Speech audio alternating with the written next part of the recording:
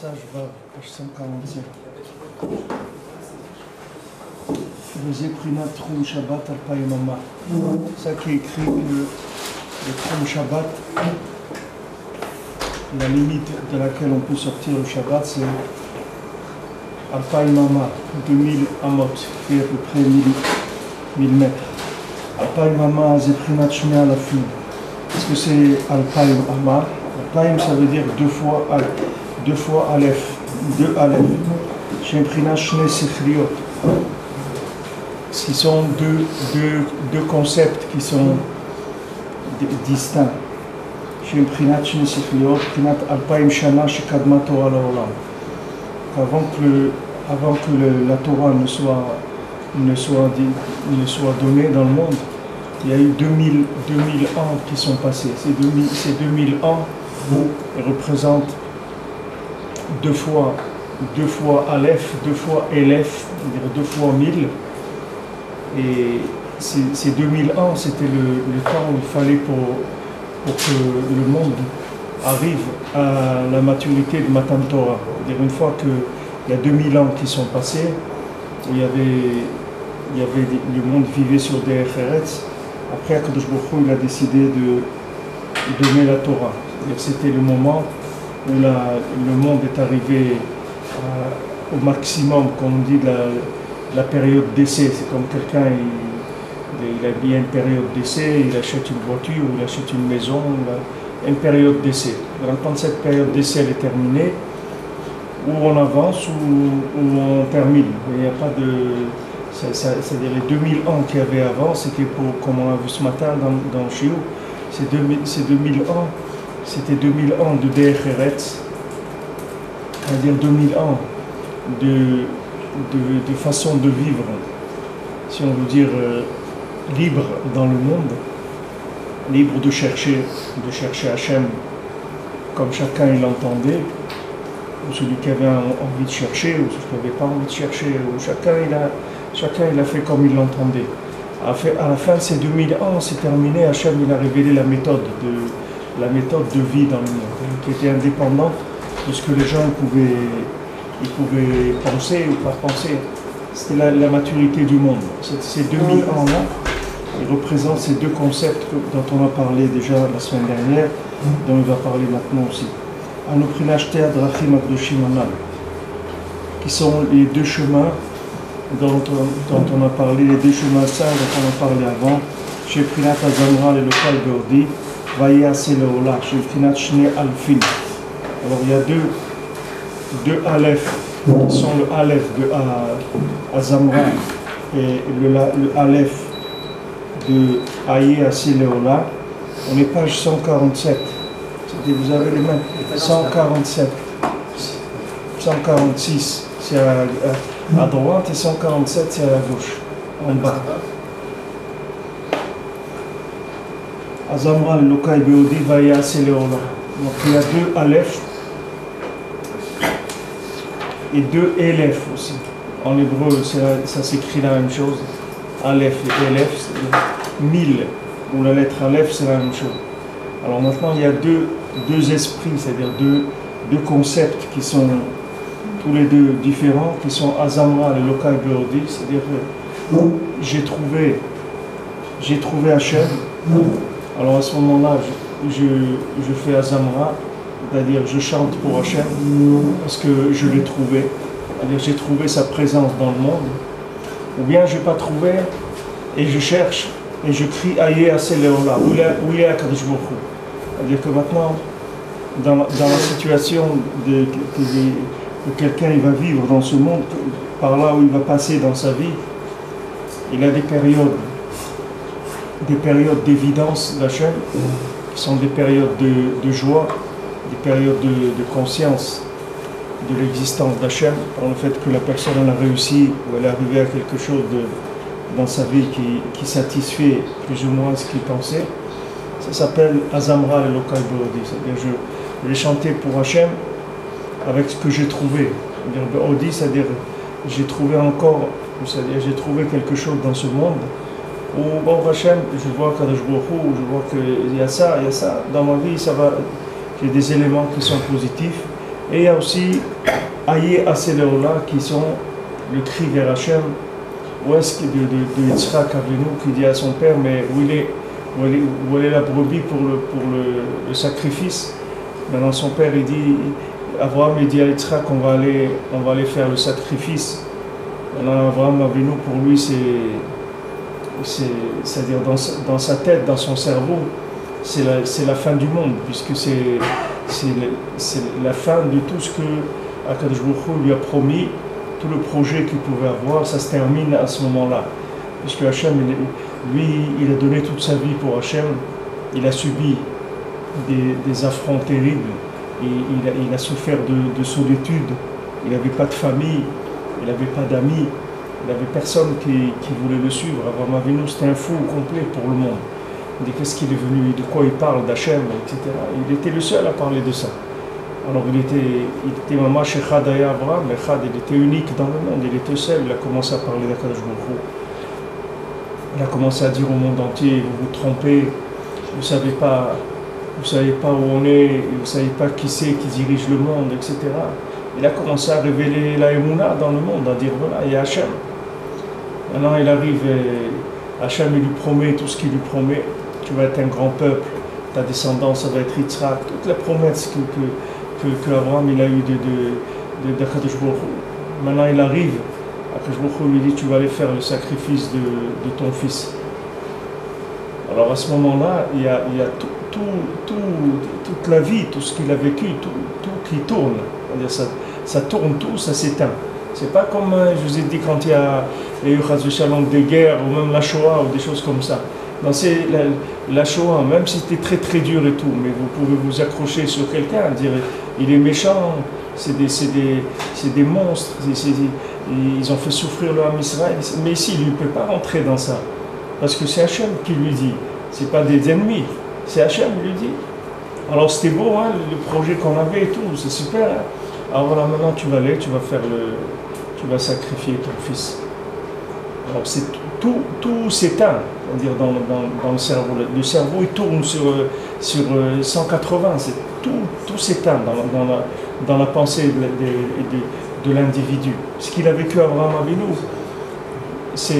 ne peut même pas imaginer ce que ça veut dire. C'est-à-dire que nous, même que quelqu'un il passe par quoi il passe dans sa vie, mais il a toujours il reste des petits éléments, des petits points qui tournent un petit peu, même si c'est pas terrible, mais ça tourne un petit peu, il y a des petits éléments qui tournent. Là, tout ce qui s'est engagé, il est seul, et tout ça, ça tourne et ça devient à l'envers complètement. Donc il y a un moment où tout bascule dans l'obscurité totale, au point de vue logique. C'est-à-dire la logique, elle s'éteint, c'est la fin de la logique. Maintenant, si la personne, elle reste sur le Aleph qui s'appelle Zamra le Lokal Beodi, c'est-à-dire que j'ai cherché, j'ai trouvé Hachem, j'ai trouvé une logique de réussite quelque part. Voilà. J'ai fait une petite comparaison, voilà, cause à effet. J'ai fait ma prière, Baruch Hachem, j'ai gagné ma vie, j'ai fait ça. J'ai fait des Teilim, je suis en bonne santé, je suis monté en Israël, bon Hachem ça va bien, j'ai trouvé ça. Mais quand pour la personne c'est tout à l'envers, c'est-à-dire elle fait sa prière, il lui arrive des tuiles, elle fait ça, elle a un problème, elle fait ça, elle monte en Israël, des problèmes, elle fait ça, des problèmes, tout ça s'éteint. Alors maintenant c'est difficile de dire, non voilà, alors qu'est-ce que tu as trouvé? Elle n'a rien trouvé. Il dit, mais qu'est-ce que tu as trouvé? Montre-nous. Voilà, tu es monté en Israël, tu as fait quelque chose dans ta vie, tu t'es marié, tu as fait. Qu'est-ce que tu as trouvé? Tu as sorti quoi de ça? Ah, rien, il a rien trouvé du tout. Alors maintenant, là, vous ne pouvez plus rester sur le Hazamra, c'est-à-dire de dire, voilà, j'ai trouvé quelque chose d'ouvert, parce qu'il n'y a rien. Alors il y a un autre Aleph, il y a un autre élève qui s'appelle Aïe Asileola. C'est-à-dire que maintenant, Akadosh Baruch Hu, il est caché complètement, c'est-à-dire la personne elle trouve rien. Il faut savoir que dans cette obscurité totale là, c'est ça la naissance, du Ham Israël. C'est de ça qu'il va naître le Ham Israël. C'est-à-dire au moment de cette difficulté là, c'est là où Rivka elle va naître, la femme de Yitzhak. parce que Yitzhak, il n'avait même pas de femme. C'est quand il est passé par cette épreuve-là que sa femme elle est née. C'est là où Béhémet, c'est comme ça que le Ham Israël il allait commencer à exister.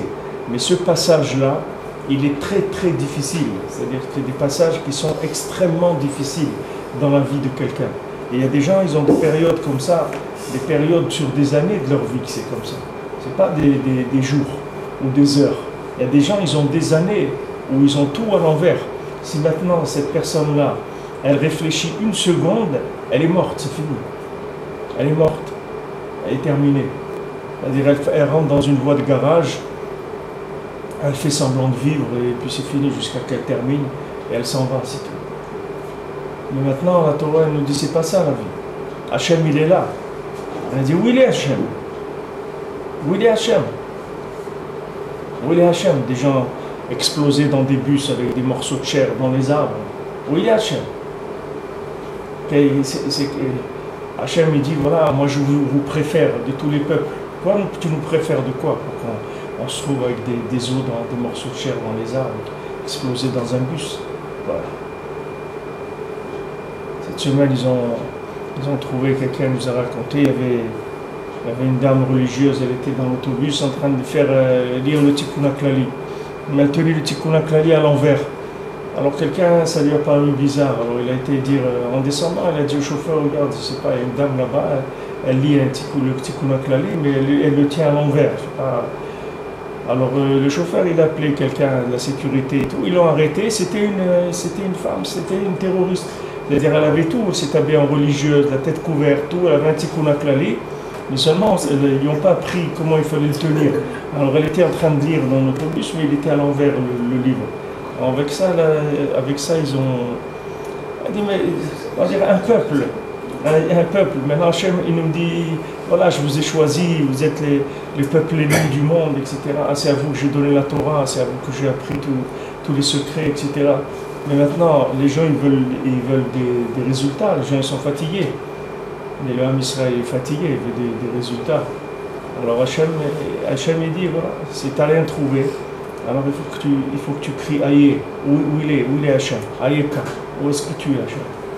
Et quand tu cries où est-ce que tu es Hachem, à ce moment-là tu montes dans les niveaux les plus élevés de la révélation d'Hachem, qui sont les niveaux avant même la création du monde, c'est-à-dire avant même la révélation de quoi que ce soit dans le monde, avant que les choses elles prennent forme. Donc le monde il était encore sous la forme du mot Bereshit, c'est-à-dire qu'il n'y avait rien, il n'y avait pas d'apparence de quoi que ce soit.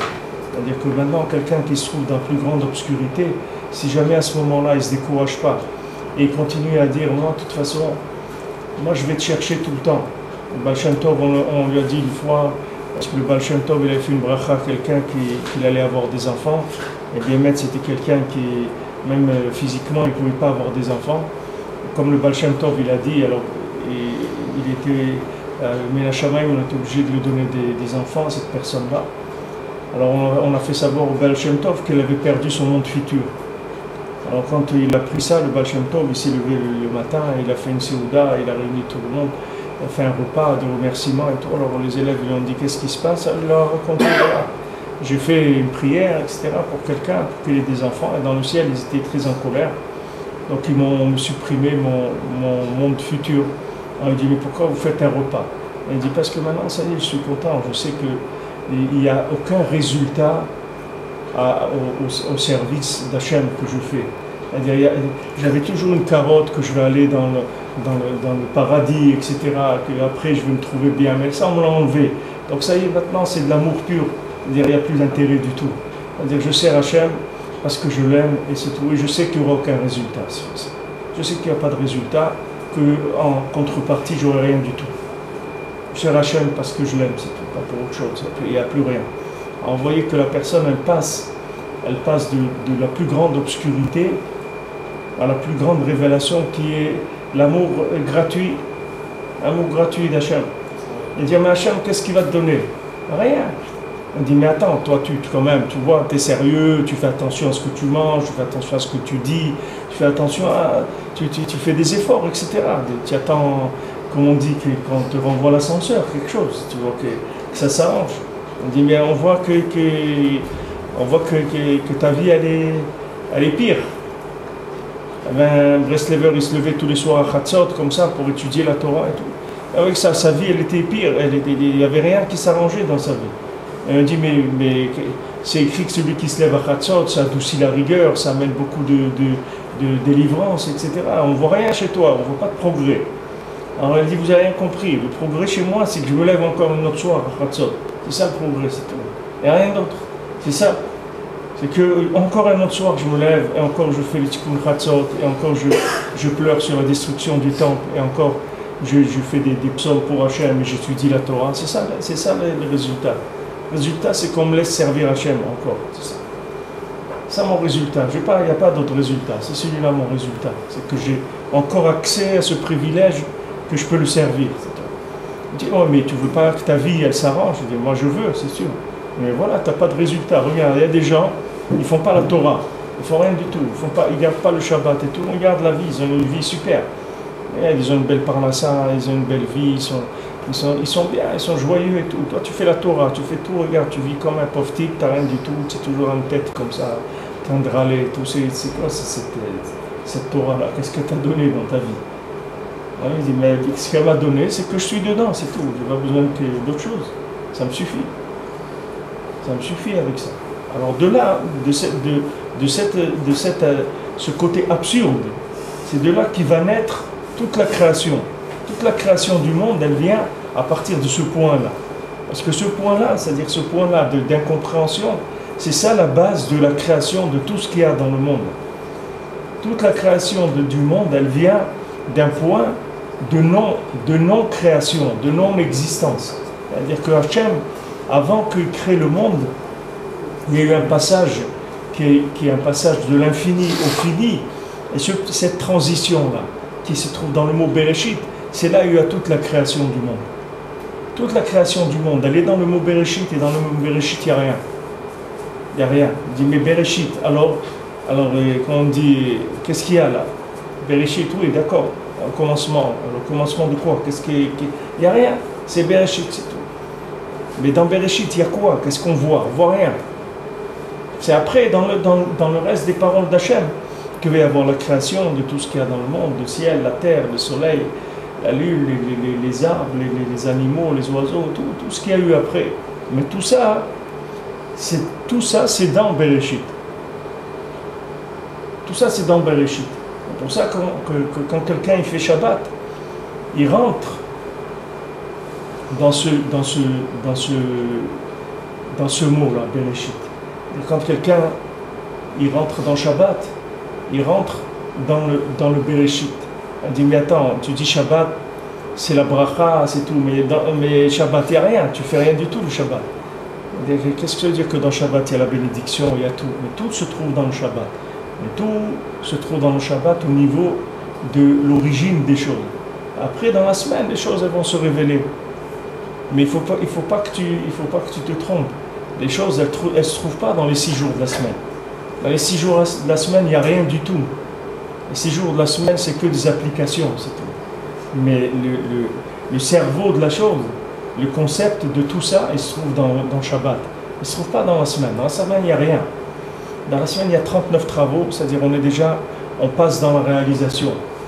Vous voyez une équipe qui vient, qui commence à construire une maison. Alors ils commencent à creuser, à faire ce qu'ils ont à faire du béton, l'électricité, tout. Avant que ça commence tout ça, avant que tout ça commence, il y a eu des plans. On a discuté de comment ça allait être, etc. Il y a eu des plans, il y a eu tout.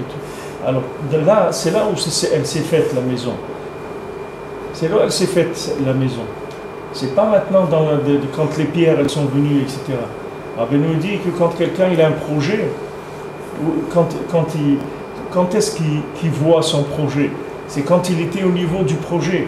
Mais dès qu'il commence à projeter son projet dans la réalité, il ne fait que s'éloigner du projet.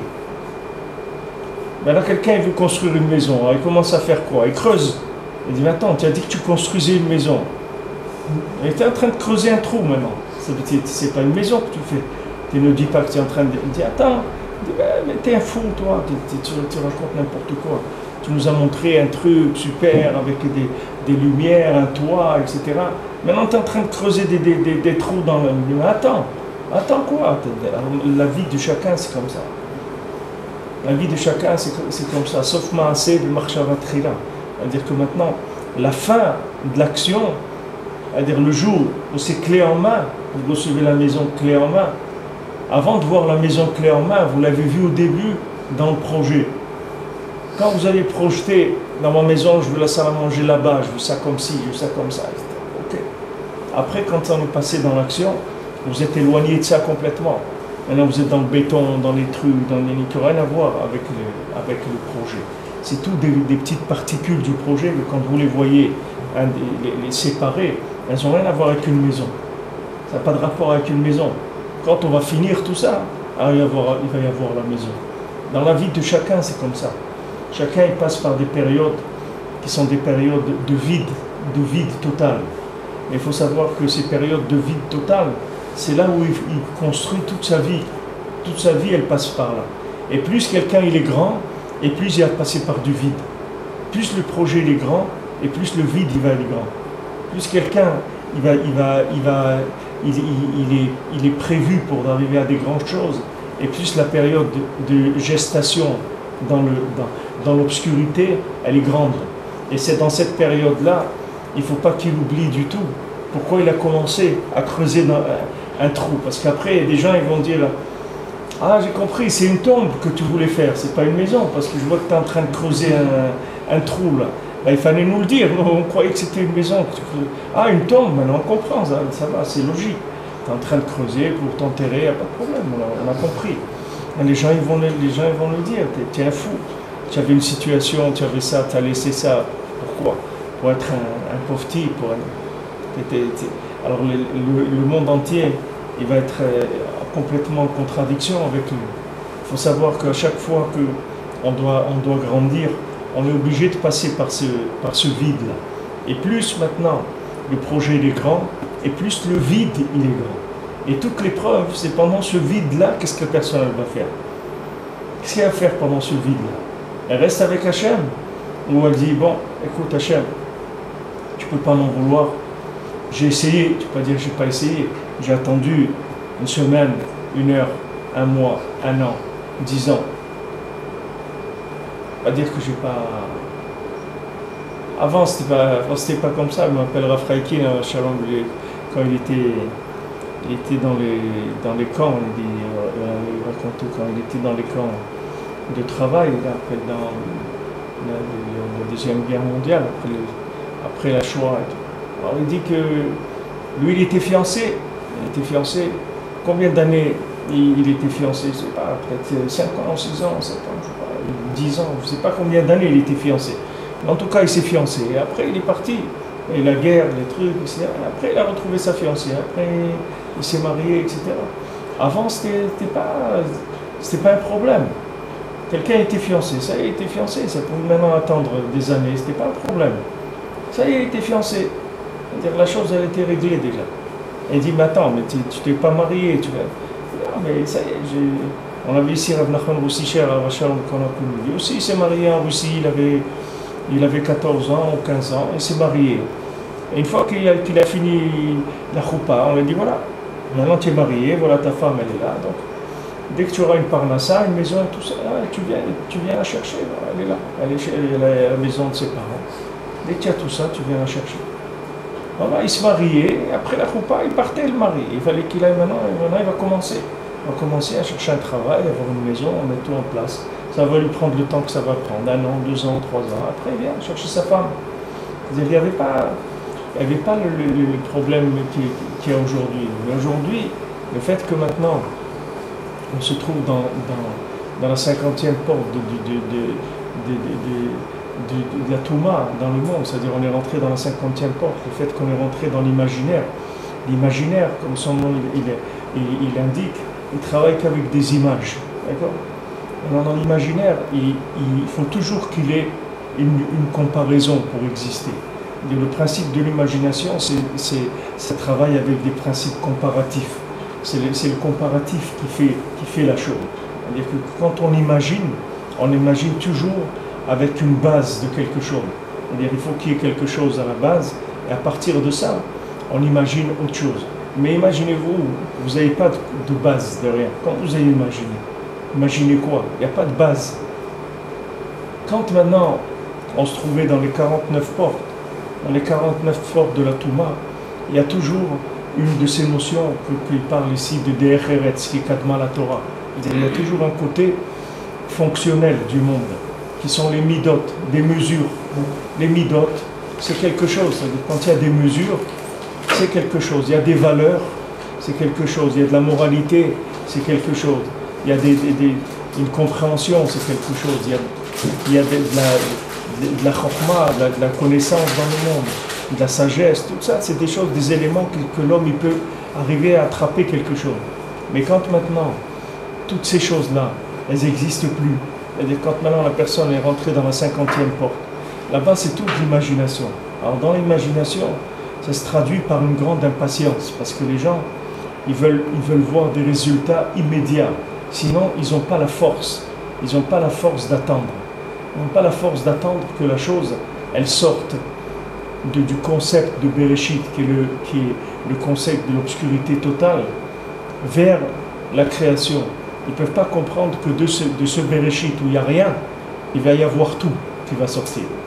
Quelqu'un ne peut pas croire que quand il va fermer son magasin le Shabbat, c'est comme ça que son magasin il va marcher. Il ne peut pas comprendre ça. Il dit, regarde, il y a un jour dans la semaine où c'est le Shabbat, et c'est un jour où tu peux faire des belles recettes, surtout dans la période des soldes et tout. Les gens, ils viennent le Shabbat, ils achètent, etc. Sache que ce jour-là, toi, qu'est-ce que tu vas faire? Je vais te conseiller quelque chose, c'est que tu vas fermer le magasin. Et c'est comme ça que ça va marcher. Alors maintenant, les personnes, vous lui dites ça, et il te dit, tu es un fou, tu es fou. Elle dit, non, je te promets que c'est comme ça que ça marche. C'est que quand tu fermes le magasin, c'est comme ça qu'il marche, le magasin. Mais dis, attends, mais regarde, c'est fermer le magasin. Ça veut dire que tous ces clients-là, toutes ces possibilités de vente, je ne vais pas les avoir. Tout ça, je ne vais pas avoir. Toi, tu me dis maintenant, ferme le magasin, et c'est comme ça que le magasin il va marcher. Tu es fou. Les gens, ils essaient d'obtenir des autorisations de la mairie pour ouvrir le dimanche, pour ouvrir la nuit, pour rester ouvert 24 heures sur 24. Et toi, tu me dis que je ferme le magasin, c'est comme ça, t'es pas normal. Regarde de quoi tu parles. On dirait Hachem, il dit, voilà, c'est ça. C'est ça le secret du monde. Si tu veux que le magasin il s'ouvre, tu veux que le magasin il marche, ferme-le. Alors quand il va être fermé, tu vas passer le vendredi, tu sors de la synagogue, tu vois ton magasin fermé, c'est comme ça qu'il est en train de marcher, ton magasin. Maintenant, il est en train de marcher. Alors, quand tu dis ça à quelqu'un, il te dit que tu es un fou allié, c'est-à-dire si tu continues, il va t'emmener à l'hôpital psychiatrique. Tu es un malade. Il dit alors toutes les sociétés de marketing, tout ça qu'il y a dans le monde, et c'est tous des fous, hein, d'après toi. Tous les gens, ils ont écrit des livres, tu sais combien, des centaines de livres, ils ont été écrits sur les techniques de vente, de comment la base de tout. C'est au moins que le magasin il soit ouvert avant de commencer. Si quelqu'un dit voilà, apprenez-moi le marketing et tout, mais je vous avertis, moi mon magasin il reste fermé. Alors le gars il dit bon, c'est pas la peine, c'est dommage, vous allez perdre votre temps, moi aussi c'est pas la peine. Le jour où vous serez dans une vision normale des choses, vous venez nous voir, c'est tout. Après le jour il dit voilà, tu veux qu'il marche le magasin, ferme-le. Tu veux avoir Parnassa, ne travaille pas. Tu veux qu'on t'entende, ne parle pas. C'est quoi ce monde-là? C'est un truc de fou. Mais c'est ça le monde. C'est comme ça qu'il marche le monde. Le système, comment Hachem il a fait ce monde, c'est comme ça qu'il l'a fait. Et celui qui n'a pas compris ça, et on ne peut pas le comprendre. Mais celui qui n'a pas accepté que c'est comme ça, alors Birlal, ça ne commence pas Bereshit, c'est-à-dire il n'a même pas commencé le début. Le mot Bereshit, il n'a pas commencé. C'est-à-dire, si on ne passe pas par là, toute la création qui est après, elle n'a aucun sens du tout. Parce que si vous démarrez la création après le début de la réalisation du projet dans le concret, alors vous n'allez rien comprendre du tout, du monde. Vous n'allez rien comprendre du monde. Vous allez avoir plein de questions sans arrêt, sans arrêt, sans arrêt. Mais si maintenant vous retournez dans Bereshit, comme si maintenant vous retournez dans le plan de la maison, alors vous voyez qu'à un moment, il y a un jardin, ou il y a un truc, vous allez comprendre pourquoi maintenant il est en train de creuser par là-bas, ou il est en train de faire un morceau de béton qui a l'air d'être complètement à côté, etc. Et tout comprendre comment les choses elles sont. Mais il faut que vous retournez dans l'origine des choses. Dans cette origine là-bas, il y a tout. Alors maintenant, celui qui a cette méthode-là, c'est-à-dire que Beikar, qui a la méthode de Hayé, c'est-à-dire qu'il sait garder la confiance avec Hachem, il sait le chercher, et il sait l'aimer dans les périodes où Hachem il lui donne rien du tout. C'est pas un qui lui donne rien. Hachem il lui donne des coups sur la tête, c'est pas un qui lui donne rien. Hachem il lui envoie des coups, les uns après les autres. Des coups. La personne elle est là, à peine elle lève la tête, alors un autre. Encore elle lève la tête, encore un autre coup, et encore un autre, encore un autre. Et lui il dit, Hachem, je sais que tu es là. Je sais que tu es là. Derrière tout ça, je sais que c'est toi qui es là. Ah, maintenant c'est à l'envers. Je sais que c'est à l'envers. Mais à un moment, ça va venir, ça va se mettre à l'endroit. Maintenant, je sais que c'est à l'envers. C'est comme ça que tu viens vers moi. Mais à un moment, ça va se remettre. Ça va se remettre complètement. Celui qui n'est pas capable de vivre ça, alors il n'est pas capable non plus de vivre ce qu'il va y avoir après Maaseh Bereshit. Rabbi Nachman dit faire tchouva, c'est savoir attendre. C'est ça faire tchouva. Quelqu'un qui ne sait pas attendre, il ne peut pas faire tchouva. Pourquoi? Parce qu'on lui dit, qu'est-ce que tu veux?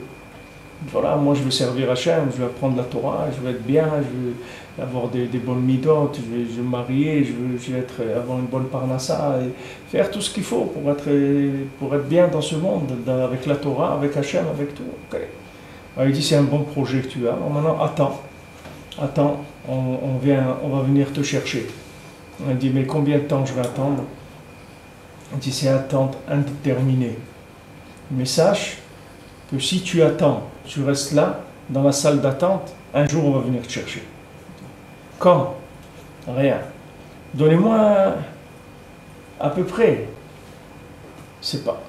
On ne sait pas. David Amelech demande à Hachem, Midat Yamai, Mahi, la mesure de mes jours, elle est combien? Je ne sais pas. Combien de temps je vais vivre? Je ne sais pas. Je ne sais pas combien de temps tu vas vivre. Je ne sais pas. Un homme, il doit vivre avec ça, il doit savoir que c'est ça la vie.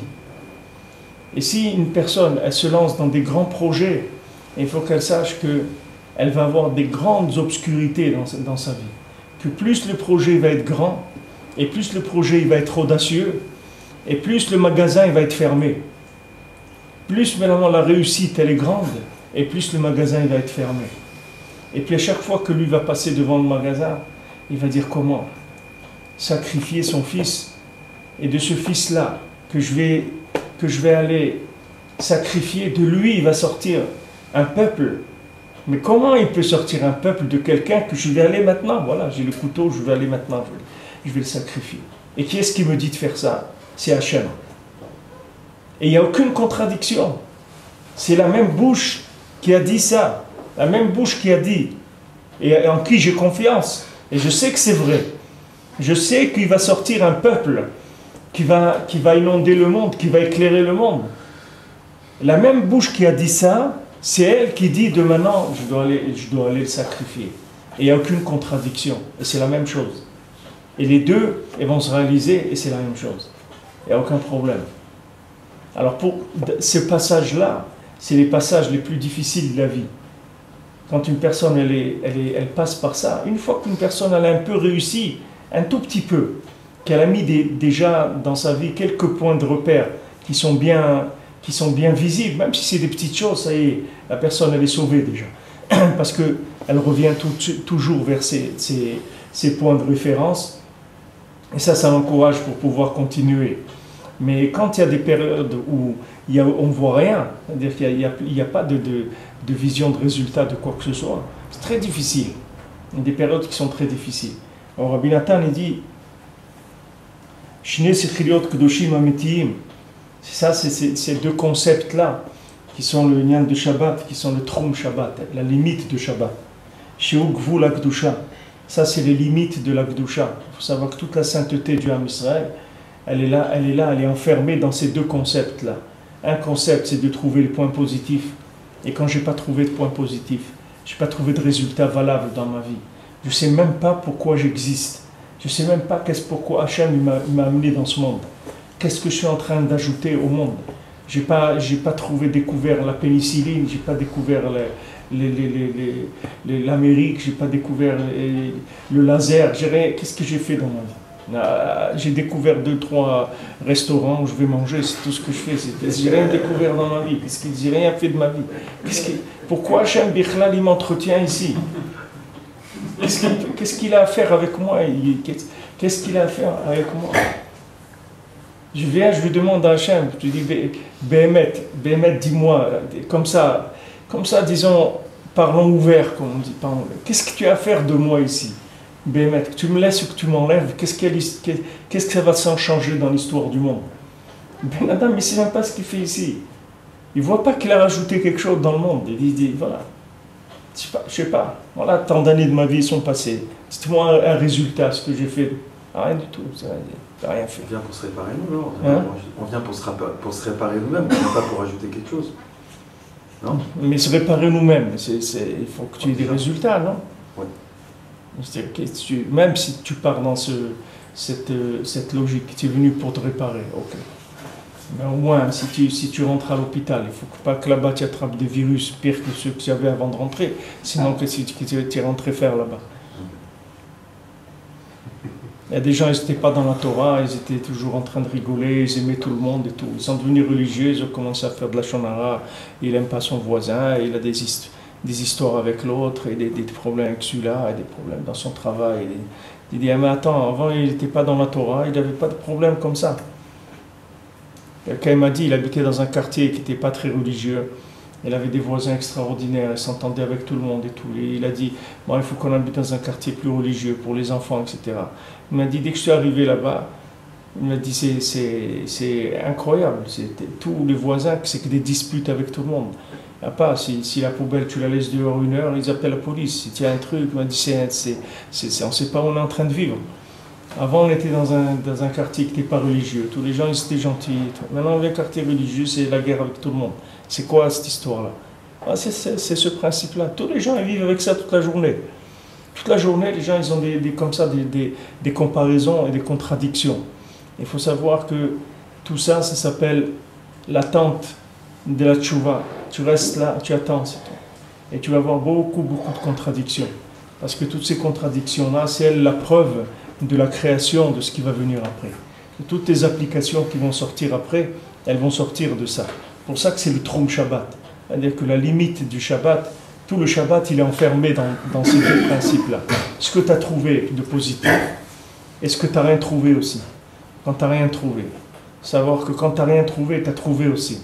Mais ce que tu as trouvé, c'est tellement grand que pour l'instant, ça n'a pas de forme. C'est très grand, mais c'est tellement grand, c'est tellement infini que ça ne peut pas rentrer pour l'instant dans une forme.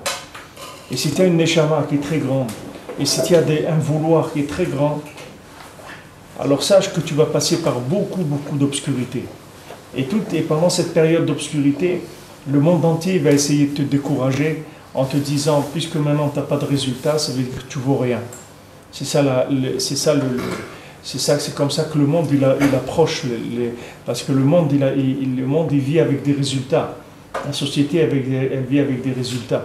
Elle ne vit pas avec des choses qui sont embryonnaires complètement. Elle vit avec des résultats, on veut voir des résultats. Donc quelqu'un maintenant qui n'a rien réussi, il ne peut pas dire tous les échecs de ma vie, c'est parce que j'ai une plus grande réussite que vous tous, c'est pour ça que j'ai échoué. J'ai toujours échoué parce que je suis quelqu'un qui est plus fort que vous tous. C'est pour ça que j'échoue tout le temps.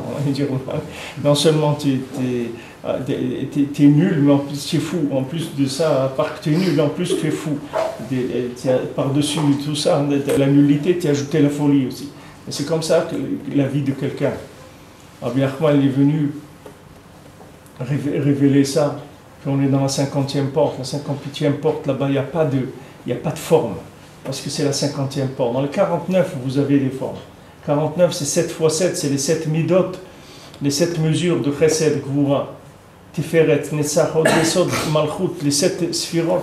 Ces 7 sphirot-là, c'est les premières approches de l'infini vers la création. Tout ce qui a été créé dans le monde, ça a été créé avec ces 7 sphirot-là. C'est ce qu'on appelle les sphirotes, c'est ça la contraction de l'infini qui a donné après tout ce qu'il y a dans le monde. Tout ce qu'il y a dans le monde, c'est un assemblement de sphirotes, c'est ça qui crée la texture, c'est ça qui crée la forme, la vie des choses. Un oiseau par rapport à un animal ou à un homme, c'est toute une question d'assemblage de sphirotes. Mais au-dessus de toutes ces sphirotes-là, avant qu'il y ait toutes ces sphirotes, il y a la 50e porte. Dans la 50e porte, ça s'appelle Sha'ar Hanoun. Dans ce Sha'ar Hanoun-là, il n'y a rien, on ne voit rien. Et Rabbi Nachman, lui, que Hachem il l'a envoyé dans cette période qu'on vit, qui a commencé à émettre depuis déjà les années où ça a commencé la révolution de 1789. C'est-à-dire, quand ça a commencé la révolution, ça a été la révolution, les gens ils ont cru que c'était la révolution du progrès du monde, mais c'est la révolution de la déchéance humaine. C'est ça qui a commencé. Ça a commencé, comme on dit, c'est la fin des haricots qui a commencé. C'est pas le début, c'est la fin. Quand ça a commencé la révolution de 1789, la République, le refus de la royauté, toutes ces choses-là, c'est la fin. Ça a été la fin du monde. Enlever un roi, ça veut dire enlever les repères, enlever tout. Ils ont enlevé tout. Maintenant, ce qu'on a les résultats, on voit maintenant des mariages, des choses comme ça. Comme quelqu'un m'a raconté, il était dans un restaurant à Paris où il y avait un musulman qui travaille là-bas et le musulman il lui a dit on ne peut plus rester ici en France. Il dit tu te rends compte, c'est des hommes ils se marient entre eux. Il dit moi je m'en vais. Il dit tu sais où je vais m'installer? Je vais m'installer en Israël. Il dit moi j'ai un passeport français, je peux vivre en Israël, je vais aller m'installer en Israël. Il dit on n'a plus le droit de rester ici. Mais ça c'est l'origine de ça. Elle est dans le 1789, dans le principe de la République. C'est ça qui a amené tout ce qu'il y a aujourd'hui. Seulement là-bas c'était embryonnaire, ça ne se voyait pas. C'est comme le principe qu'on a dit maintenant, mais complètement à l'envers. C'est-à-dire c'est la réussite qui amène l'échec total. C'est-à-dire que la personne, elle voit la réussite, elle dit enfin, ça y est, le peuple est libre, le peuple va gouverner, enfin, ça y est, on va pouvoir faire passer nos idées, on va pouvoir voter et choisir la personne qui correspond. Alors les gens, ils se sont sentis joyeux, c'était extraordinaire et tout. Mais celui qui voyait un petit peu, qui montait un peu, qui voyait ça un peu de plus haut, il voyait que ça, c'est ça la fin. C'est le début de la fin. Cette réussite, soi-disant, c'est ça la fin du monde, c'est celle-là. C'est-à-dire c'est comme ça que toutes les valeurs, elles vont se détruire. Et Rabbeinu, il est venu à cette période-là, c'est là où ça a commencé les débuts de la fin. C'est-à-dire le début de la fin qui a commencé la mise en place de tout ce qui est l'imagination humaine. Parce que quand maintenant quelqu'un, c'est lui qui va voter pour élire un président, ça veut dire que maintenant, c'est laissé à l'imagination totale. C'est-à-dire que les gens, ce qu'ils imaginent, ils vont voter pour ce qu'ils imaginent. Mais la royauté du Ham Israël, c'est pas comme ça. Non seulement en Eretz Israël, nous, on n'a pas le principe de la République, ça n'existe pas chez nous. Nous, c'est le principe de la royauté. Et même le roi, c'est Hachem qui le choisit, c'est pas le peuple. Il n'y a pas de choisir un roi. Ça n'existe pas que c'est le peuple qui va élire le roi. Comment moi je peux élire un roi qui va me diriger? Comme Rabbi Nachman il dit c'est normal que les gens ils ont des questions sur moi. Parce que s'ils n'avaient pas des questions sur moi, ça veut dire que je serais comme eux. Comment je peux les aider si je suis comme eux? On est tous dans la même galère. Qu'est-ce que je veux les aider? Je ne peux pas les aider. Rabbi Nathan, il parle, quand il parle du Rebbe, il parle de Rabbi Nachman, il dit que quand Rabbi Nachman il faisait une chose, et il dit par exemple, quand il est venu en Eretz Israël, alors il a dit, maintenant je vais en Eretz Israël, et je vais faire là-bas toutes les 613 mitzvot. Il dit, je vais faire toutes les mitzvot qui sont des mitzvot d'Eretz Israël. Je vais les inclure dans toutes les mitzvot. Et je vais faire toutes les mitzvot spirituellement. Je vais accomplir toutes les mitzvot spirituellement en Eretz Israël. Et après, je vais revenir en Chutz La'aretz. Je vais revenir et je vais amener des choses complètement nouvelles. Alors Rabbi Nathan il dit que chaque chose que Rabbi Nachman y faisait, il avait des dizaines et des dizaines de milliers d'intentions quand il faisait une seule chose.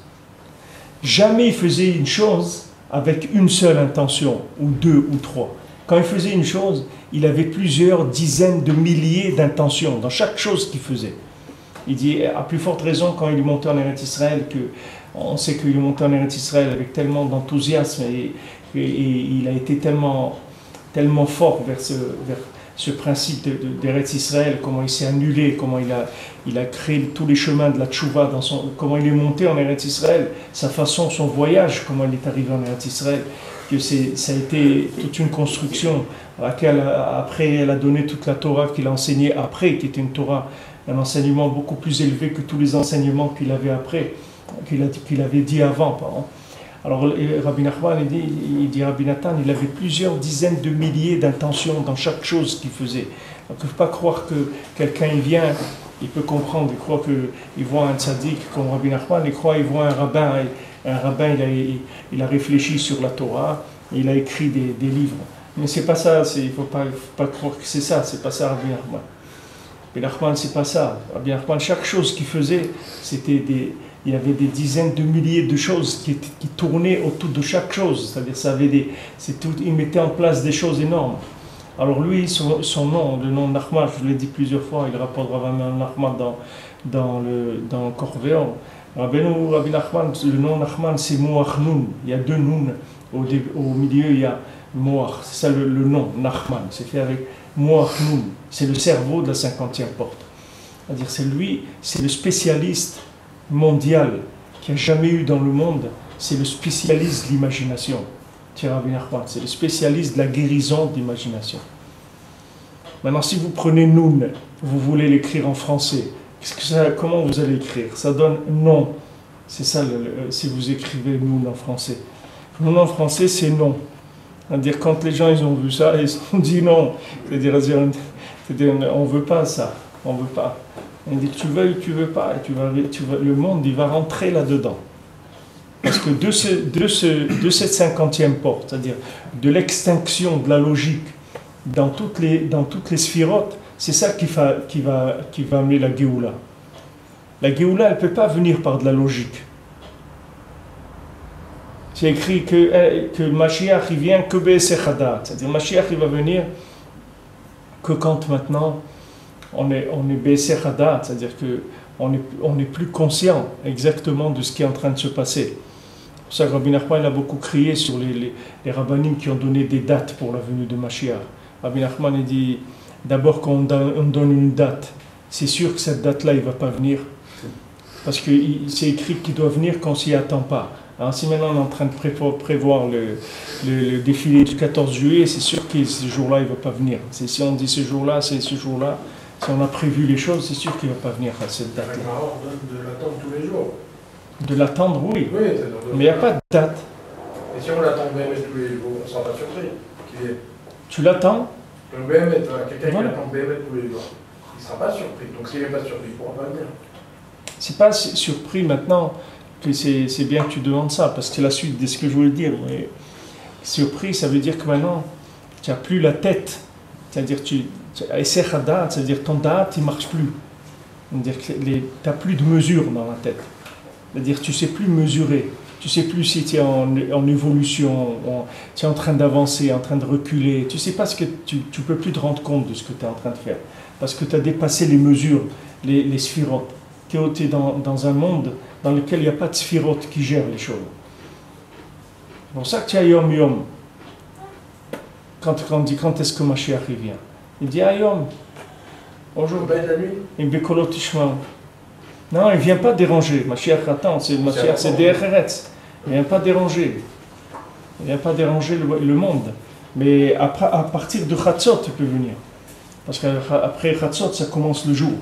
Avant le Chatzot, c'est la nuit, mamash, ça s'appelle Leil, sans le He. Après le Chatzot, ça s'appelle Laïla, avec He. À partir de Chatzot, il peut venir, comme Yetziat Mitzrayim.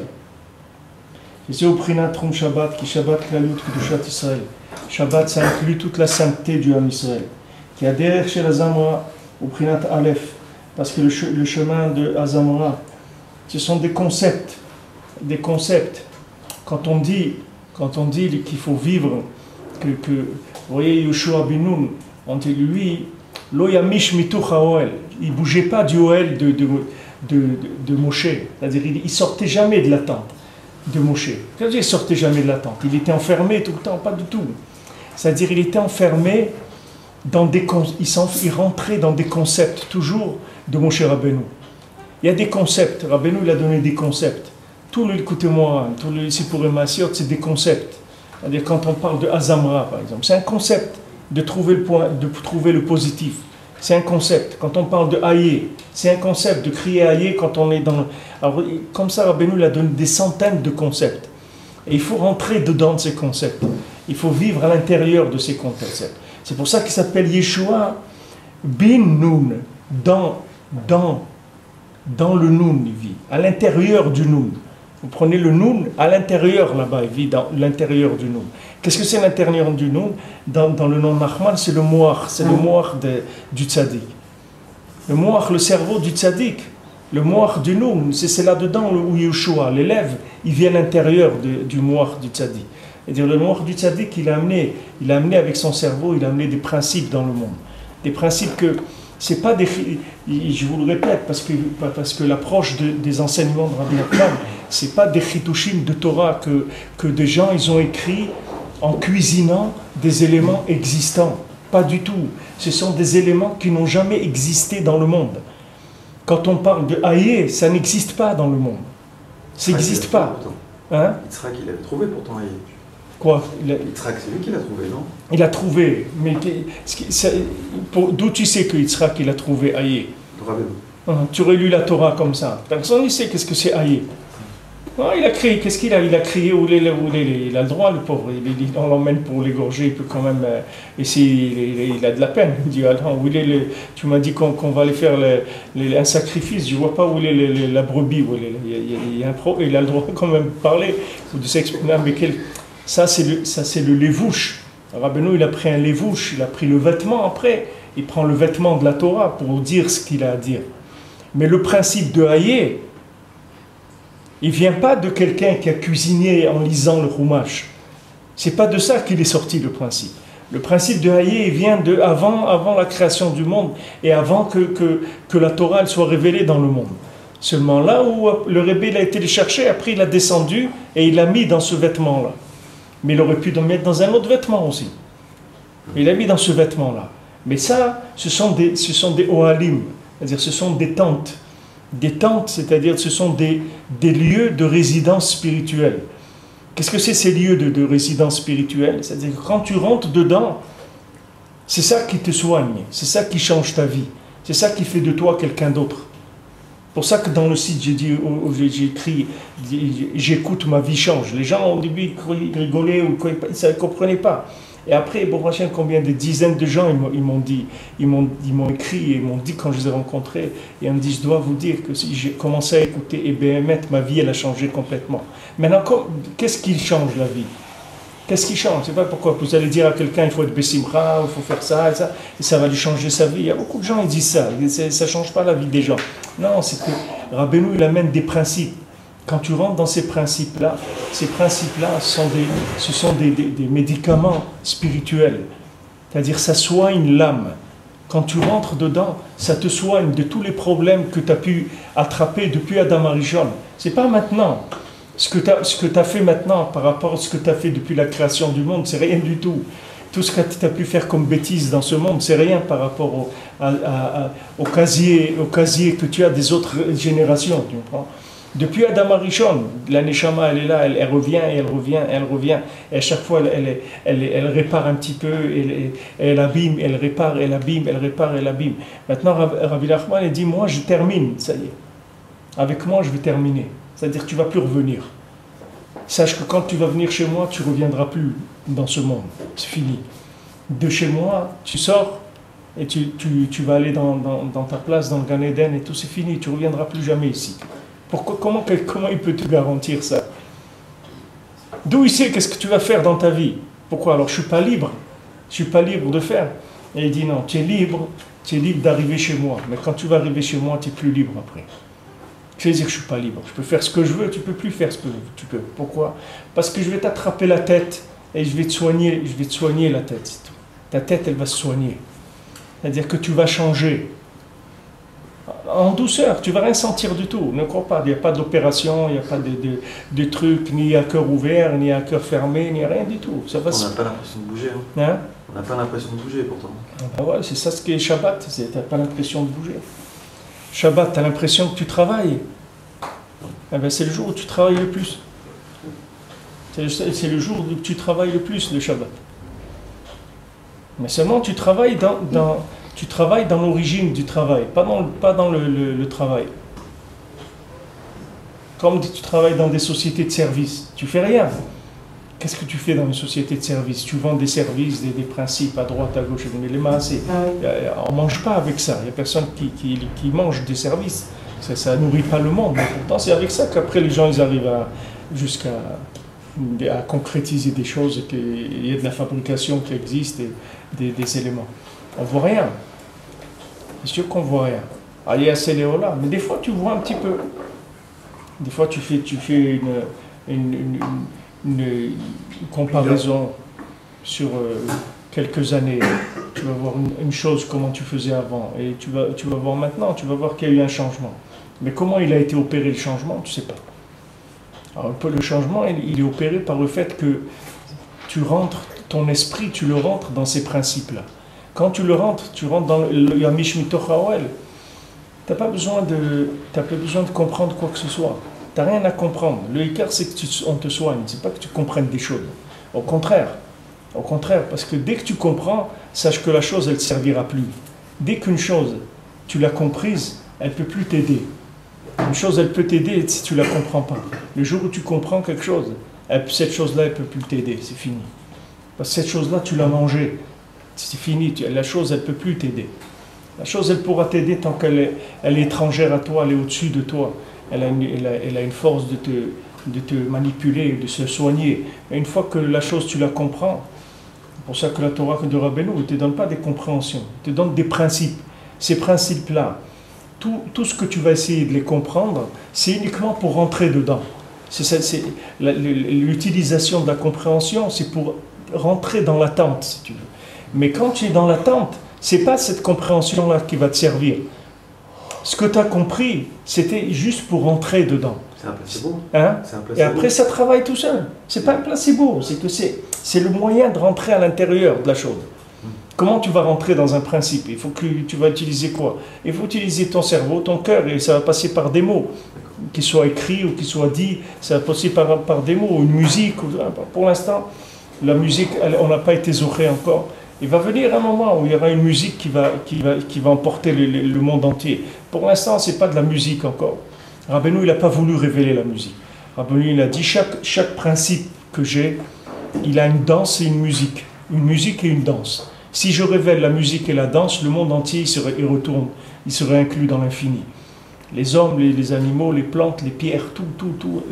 S'ils entendent cette musique et ils voient cette danse, ils retournent entièrement. N'importe quel enseignement, il a une danse et un chant spécial. Ce n'est pas le même. Chaque enseignement du côté Moran, il a sa danse et son chant. Si maintenant, les rebelles, il avait révélé ça, ça y est, le monde s'inclut dans l'infini. Nous, le but, c'est de rentrer dans des principes spirituels qui nous soignent. Qui nous soignent, ça veut dire qu'on arrive à se soigner de toutes les erreurs de conception de la vie qu'on a pu accumuler depuis Adam Arishon. Depuis Adam Arishon, la première erreur qu'il a faite, c'est de manger de l'arbre de la connaissance du bien et du mal. Il n'y avait pas grand-chose, comme on dit à quelqu'un, la seule bêtise qu'il y avait à faire, tu l'as faite. Il n'y en avait pas d'autre. Tu pouvais pas, heureusement qu'il n'y a pas dit d'autre chose, sinon il aurait fait, il aurait fait une brochette. Il y en a une seule chose qu'il pouvait faire, une bêtise, une seule à faire, et pas deux, une. La seule chose qu'il avait à ne pas faire, en plus, c'était rien que ne pas faire. C'est pas il fallait pas faire quelque chose. Enfin, ne pas faire quelque chose, il n'a pas pu. Et de là, après, c'est parti des accumulations d'inversion sur inversion sur inversion, jusqu'à qu'on arrive à la folie totale, qui est ce qu'on est en train de vivre aujourd'hui. C'est-à-dire où il n'y a plus du tout de contrôle au niveau midot, c'est-à-dire au niveau comportement, il n'y a plus de contrôle. Les gens, ils sont pris complètement par ce qu'ils ressentent, et ils se laissent aller à ce qu'ils ressentent, etc. Alors maintenant, quand tu rentres dans la tente, dans cette tente-là, qui est un principe, qui sont des principes spirituels très très profonds, quand tu rentres à l'intérieur de ces principes-là, ils te soignent de tout. C'est pas maintenant que tu vas comprendre des choses, tu vas rien comprendre du tout, mais tu vas guérir. Le médicament, tu vas pas le comprendre, tu vas rien comprendre du tout, mais tu vas voir que tu vas guérir. Si on comprend qu'on est malade, qu'est-ce qu'on doit faire? On ne fait rien. On a écouté d'autres, on demande à ce qu'on guérisse. Et Hitbodedut, c'est la même chose. Hitbodedut, tu rentres dans la Hitbodedut. Hitbodedut, tu rentres dedans. C'est pour ça que Rabbeinu dit que le cas de la Hitbodedut, c'est que tu t'assois devant Hachem et tu dis voilà, je suis là. Hachem, voilà, je suis là. Je suis venu te consacrer un moment, être avec toi un moment. Voilà, je suis là. C'est ça la notion du Aleph, où on sait que Aleph, c'est en fait Yud Vav Yud, c'est Yud qui est marqué. Ouais, c'est le Yud d'en haut, le Yud d'en bas, avec le Vav qui. C'est ça. Ouais, c'est à l'envers. Exactement, c'est ça qu'il faut chercher. C'est un match à l'envers, comme le principe du tampon. Le tampon, quand tu le lis, il est à l'envers. Après, quand tu le mets sur le papier, alors ça devient à l'endroit. Maintenant, quand tu viens faire Hitbodedut, tu viens t'inclure dans Bereshit. Tu viens rentrer dans Bereshit. C'est-à-dire, tu viens rentrer dans le rien qu'il y a eu avant le tout. C'est ça quand tu viens faire Hitbodedut.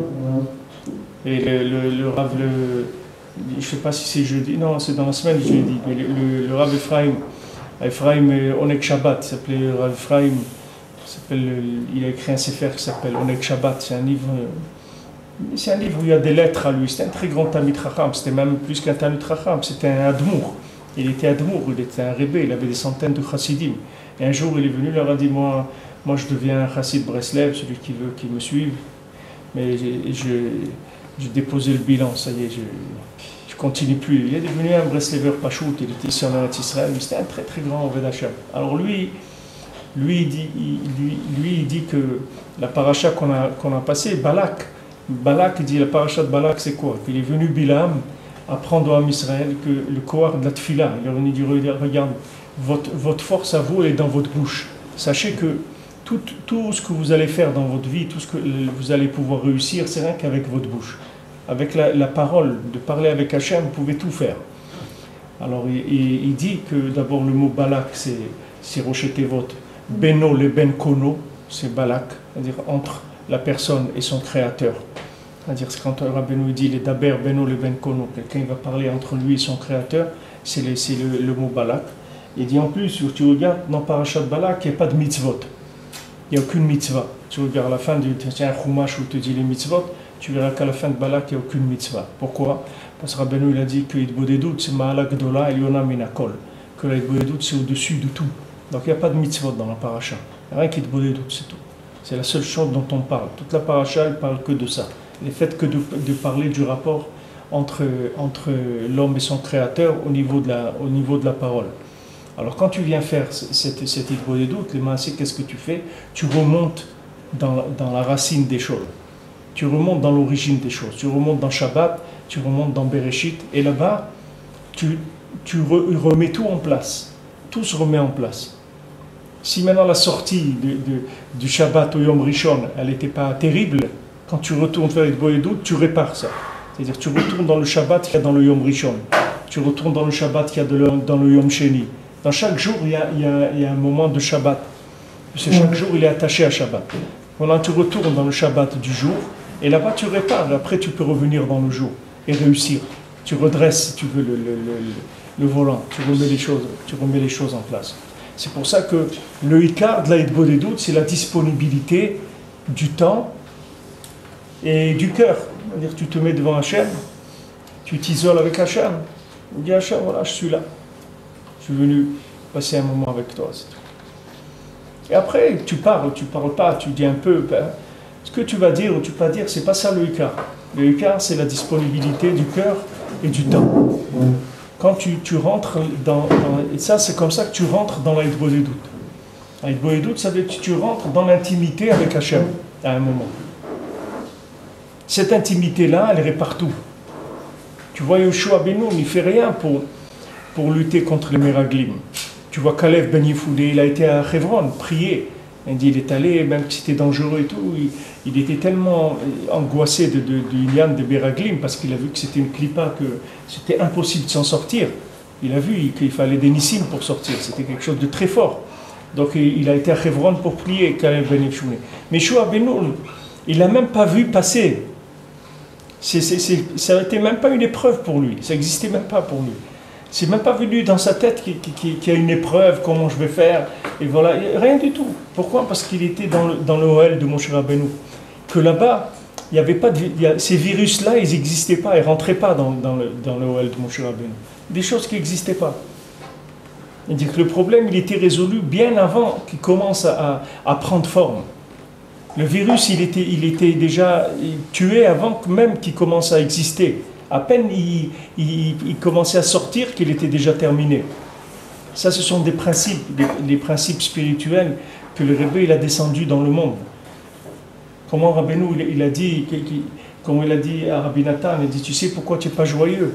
Parce que tu ne me connais pas. Si tu savais le mérite que tu as eu de me connaître, tu serais en train de danser toute la journée. Mais tu ne sais pas qui je suis. Donc tu ne sais pas quel est le mérite que... Et tu vois pourtant...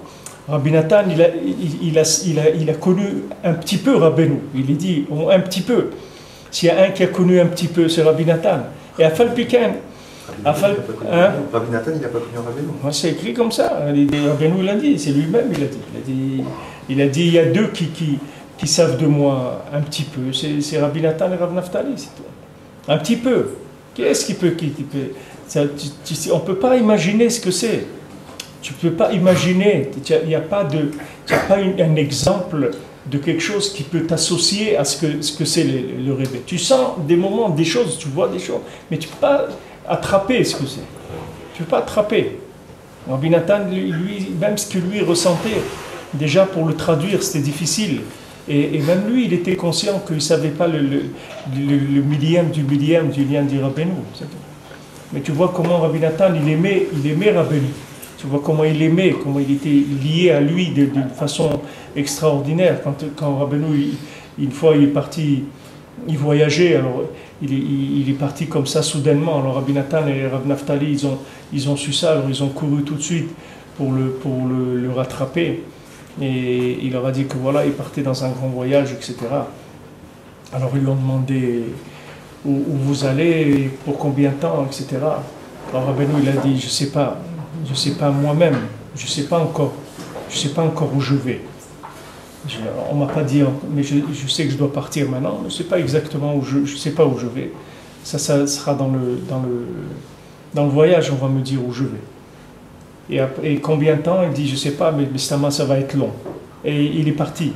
Alors on dit comment Rabbi Nathan il courait derrière le carrosse de Rabbeinu. Tant qu'il pouvait le voir, il courait jusqu'à qu'il ne le voyait plus à l'horizon du tout. Alors il s'est arrêté, il est retourné dans la ville. Tu vois, Rabbi Nathan, un Talmid Chacham, un tzaddik comme ça, tu le vois, imagine-toi courir pour voir le carrosse de Rabbeinu rouler. Quelqu'un il voit ça, il dit, mais attendez monsieur, il faut être sérieux là, allez vous asseoir, faire un peu étudier ou quelque chose, vous êtes en train de courir derrière, qu'est-ce que vous avez de ça? Non, c'est pas... Parce que Rabbi Nathan, lui, il a senti un petit peu, il savait un petit peu ce que ça voulait dire. Un petit peu, il savait. Pas tout, et pas beaucoup, mais un petit peu, il savait. Avec ça, il écrit l'écouter à la chôte, l'écouter de philot, l'écouter à la chôte. כי הדרך של הזמרה הוא בחינת א' ובחינת האלף לך שלמה. Qui a écrit pour Shlomo Amelech, c'est écrit האלף לך, le mille, il est à toi. Shubrinat Shabbat Melech Shalom Shelo. Que ça c'est Shabbat, Melech Shalom Shelo, que c'est Shlomo, c'est Melech Shalom Shelo, c'est le roi à qui appartient le Shalom. Chez Azmeiri Maelef Orot, chez Marzirim Israël, de Tosefot Shabbat. Ça, à ce moment-là, il y a 1000 lumières qui brillent le Shabbat. Ces 1000 lumières qui sont rendues au Ham Israël avec la Tosefet Shabbat. C'est-à-dire que quand Shabbat y rentre, alors on nous rend ces 1000 lumières-là qu'on a perdues, qu'on nous avait données, mais qu'on a perdues au moment de la faute du veau d'or. Qui a doit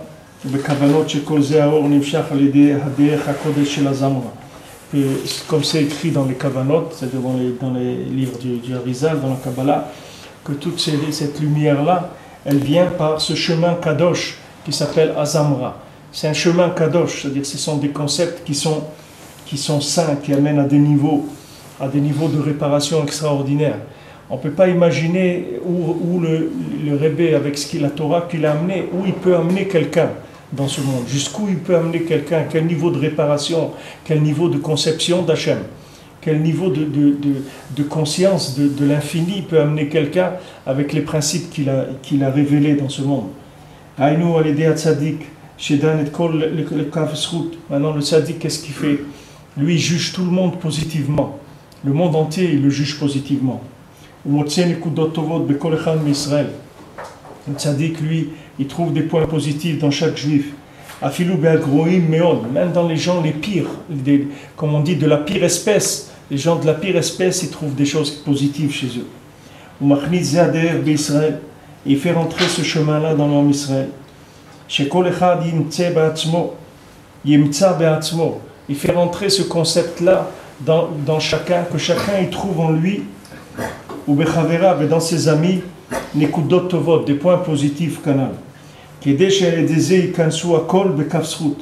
De façon que tous y rentrent dans le positif, c'est-à-dire qu'ils soient vus positivement, et tous ils vont venir vers Hachem.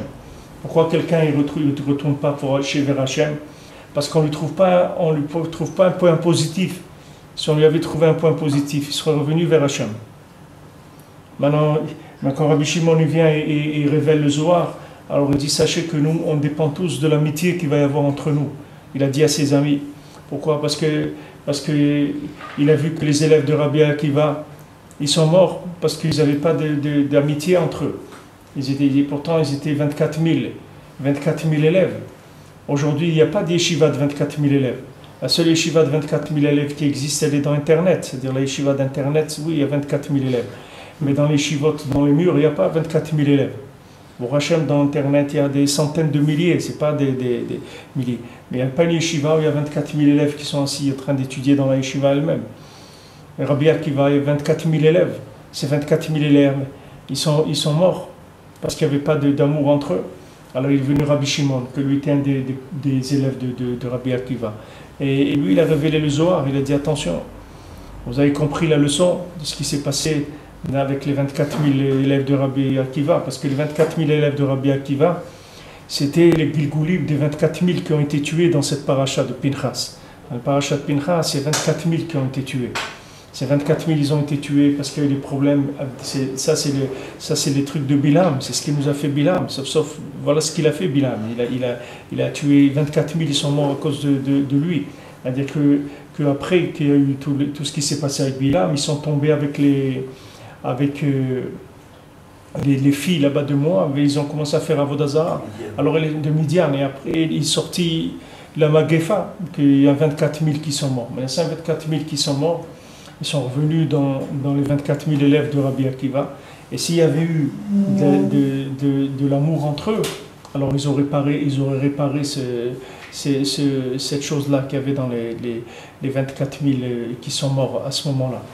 Donc maintenant, c'est l'épreuve à eux, c'était l'amitié entre eux. Donc il est venu Rabbi Shimon, il dit maintenant, sachez que tout entre nous, tout va dépendre de l'amitié. S'il y a de l'amitié entre nous, on va arriver à tout faire. Et s'il n'y a pas d'amitié entre nous, on ne va rien faire du tout. Sachez-le, que tout va dépendre de l'amitié. Que s'il y a de l'amitié entre nous, on va arriver à amener dans le monde une Torah qui n'a jamais existé. Et il a amené le Zohar, ça n'a jamais existé. Jamais existé, il a une Torah Khadasha complètement. Grâce au Kéli qu'il fallait de l'amitié. Parce que cette amitié-là, elle fait remonter à Bereshit. Bereshit, c'est quoi? C'est l'amour d'Hachem, sans qu'on commence à rentrer dans les détails du comportement ni rien. Avant qu'il y ait de la Torah, avant qu'il y ait des mitzvot, avant qu'il y ait quoi que ce soit. Il y a un amour d'Hachem. Cet amour d'Hachem ne dépend pas de ce que maintenant la personne elle fait ou elle ne fait pas. C'est un amour qui est un amour de Bereshit, qui est de l'origine. Alors maintenant, quand il y a de l'amitié dans le Ham Israël, tu reçois une Torah de là-bas. Cette Torah-là, elle n'a pas de rapport avec ce que tu as fait dans ta vie ou tu n'as pas fait. Elle n'a pas de rapport avec ça. C'est une Torah qui vient d'un endroit très élevé. Et cette Torah, elle répare tout. Qu'est-ce qu'elle dit, elle répare tout? Elle va te montrer que toi aussi tu es bien, que toi aussi tu as quelque chose de valable. Et quand tu vas voir que toi aussi tu as quelque chose de valable, sur ça, tu vas pouvoir tout construire. Parce qu'il va dire, bon, s'il y a un point positif, sur ça, on a posé la première pierre. Dans cette première pierre, après, à chaque fois, tu vas rajouter, tu sais que tu peux construire quelque chose. Mais le tzaddik, lui, fait ça sur tout le Ham Israël, toute l'humanité en général. Et après, chacun, il doit faire ça sur lui-même et sur son entourage, de trouver le point positif. J'ai Kolzeu Melechet HaMishkan, que tout ce principe-là, cette façon de travailler, c'est le travail du Mishkan. Kizeh tzaddik boné Mishkan, chez Mishal Mekabli Matinokot Hevel Piem, chez une bochet.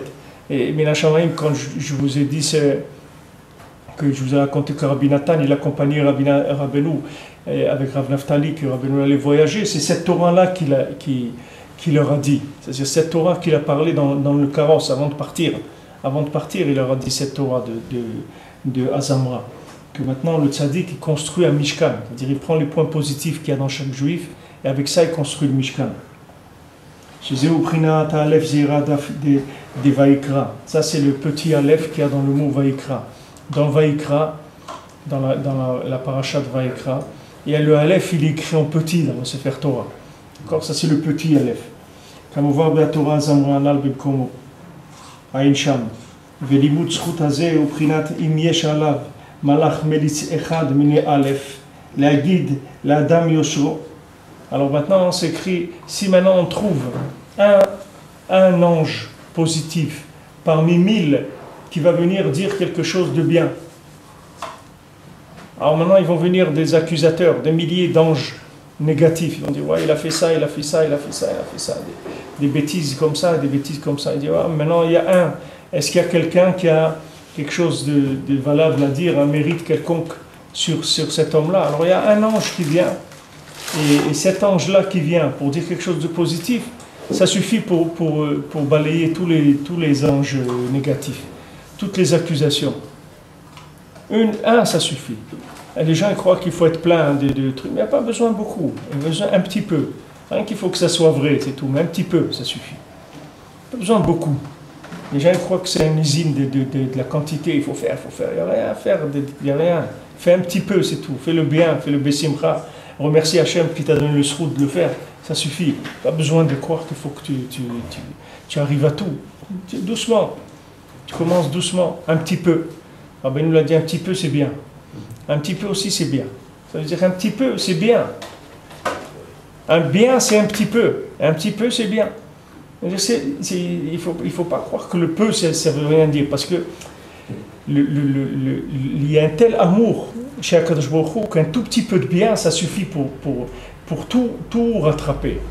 Il dit Rabbi Nathan que quelqu'un vient devant le tribunal céleste, alors on dit, alors la voix, allez aux accusateurs, à vous de parler. Alors ils viennent, ils commencent à accuser, voilà ce qu'il a fait celui-là dans sa vie, il a fait ça, il a fait ça, il a fait ça, il commence des milliers de trucs. Ok. Alors maintenant, qu'est-ce qu'il a fait de bien? Un ange qui vient et dit, ah lui, il a mis les tefilines. Il dit quoi? Il a mis les tefilines. Avec tout ce qu'ils ont dit qu'il a fait de mal, il a trouvé la force de mettre les tefilines. Mais c'est extraordinaire. Mais comment t'as fait? comment tu as fait avec tout ce paquet-là de tristesse et d'angoisse et des trucs comment tu as trouvé la force de mettre les tefilines, de faire le schéma? Mais c'est incroyable. Et voilà, de ça là, c'est-à-dire qu'il prend toute l'accusation, ça devient le piédestal pour poser le petit diamant dessus. C'est-à-dire tout ce qu'ils ont voulu l'accuser, les massés, s'ils s'étaient tus, la mitzvah de tefilin, elle n'aurait pas été aussi, elle ne serait pas sortie aussi bien. Mais le fait qu'ils ont tellement accusé, alors ce point positif, il a pris une dimension extraordinaire. C'est pour ça que s'il y a un ange parmi 1000, s'il y a un seul qui vient parmi 1000 pour dire quelque chose de bien, ça suffit. Avec ça, le tzaddik, il sauve quelqu'un. Une seule chose positive, ça suffit. Même si on trouve qu'un mérite parmi 1000, maintenant Rabbi Nathan il va encore plus loin, il dit maintenant on prend cette chose-là, le point positif, et dans ce point positif, on commence à gratter, et on voit que les massés, il y a beaucoup de choses là-dedans qui ne sont pas tellement claires, c'est-à-dire que c'est un point positif, mais il n'est pas super, c'est-à-dire qu'il n'est pas terrible. Moi, quand j'ai fait ma bar mitzvah, je fais ma bar mitzvah ici, au Kotel. On habitait au Maroc à l'époque, et mes parents, ils ont dit ta bar mitzvah, on va faire au Kotel à Yerushalayim. C'était juste après la guerre des 6 jours et tout. On est venu en voiture depuis le Maroc jusqu'en Eretz Israël, c'est-à-dire on a été jusqu'à Marseille, après on a pris le bateau, on est arrivé à Haïfa, et tout. On est venu ici. Fait la bar mitzvah. Ok, alors mes parents m'ont acheté des tefilines et tout, on fait la bar mitzvah au Kotel. Alors plusieurs années après, quand j'étais à la yeshiva avec les bains, j'ai fait vérifier mes tefilines.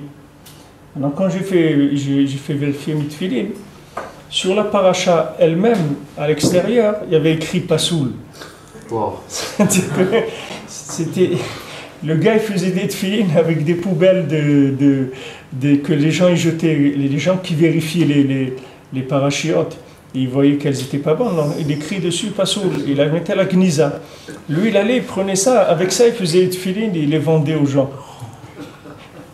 On comprend maintenant quelqu'un qui dit j'ai mis les tefilines. Ah ouais, c'est vrai, il a mis les tefilines. Alors viens, on regarde, qu'est-ce que c'est ces tefilines? C'est rien du tout, c'est pas des tefilines qu'il a mis, il a rien mis du tout. Alors il dit, maintenant on va trouver une mitzvah qu'il a faite. Alors il a mis les tefilines. Maintenant on ouvre les tefilines, on voit qu'il y a écrit Pasoul. C'est même pas des parachiotes. Il dit, voilà, on prend le bien, et il dit que Atzmo Roubo obsolète. Il dit maintenant, c'est pas qu'il y a un peu d'obsolète, c'est que le rov du bien qu'il a fait, c'est de l'emballage, c'est-à-dire c'est de la poubelle, il n'y a rien dedans. Le rov de ce qu'il a fait, le rov, c'est-à-dire tu prends au moins 51% de la chose, il n'y a rien de valable dedans, dans ce qu'il a fait.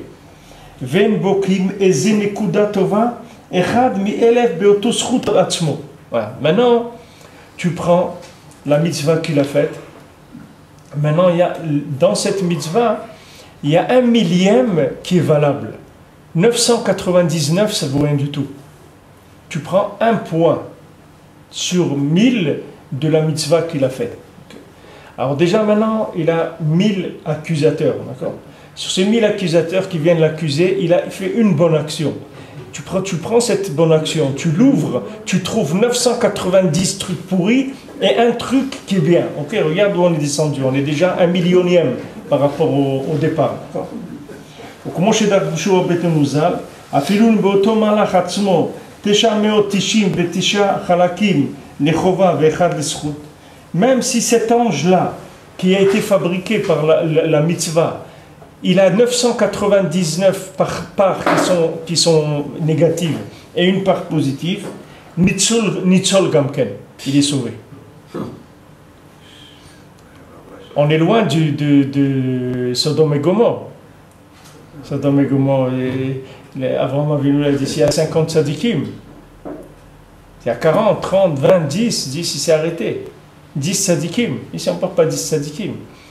Ici on parle 1/100000. 1/100000. Ça suffit. C'est-à-dire il y a 1999 négatifs. un positif, on ouvre la boîte du positif, on trouve 999 qui sont pourris, il reste un. Il dit ça suffit, il est sauvé. Avec ça, on le sauve. On rendez compte qu'est-ce que ça veut dire? Et les gens, ils sont en train de s'angoisser toute la journée, qu'ils n'ont pas fait, qu'ils n'ont pas fait, qu'ils n'ont pas fait. Mais regarde tout ce que tu fais dans une journée de bien.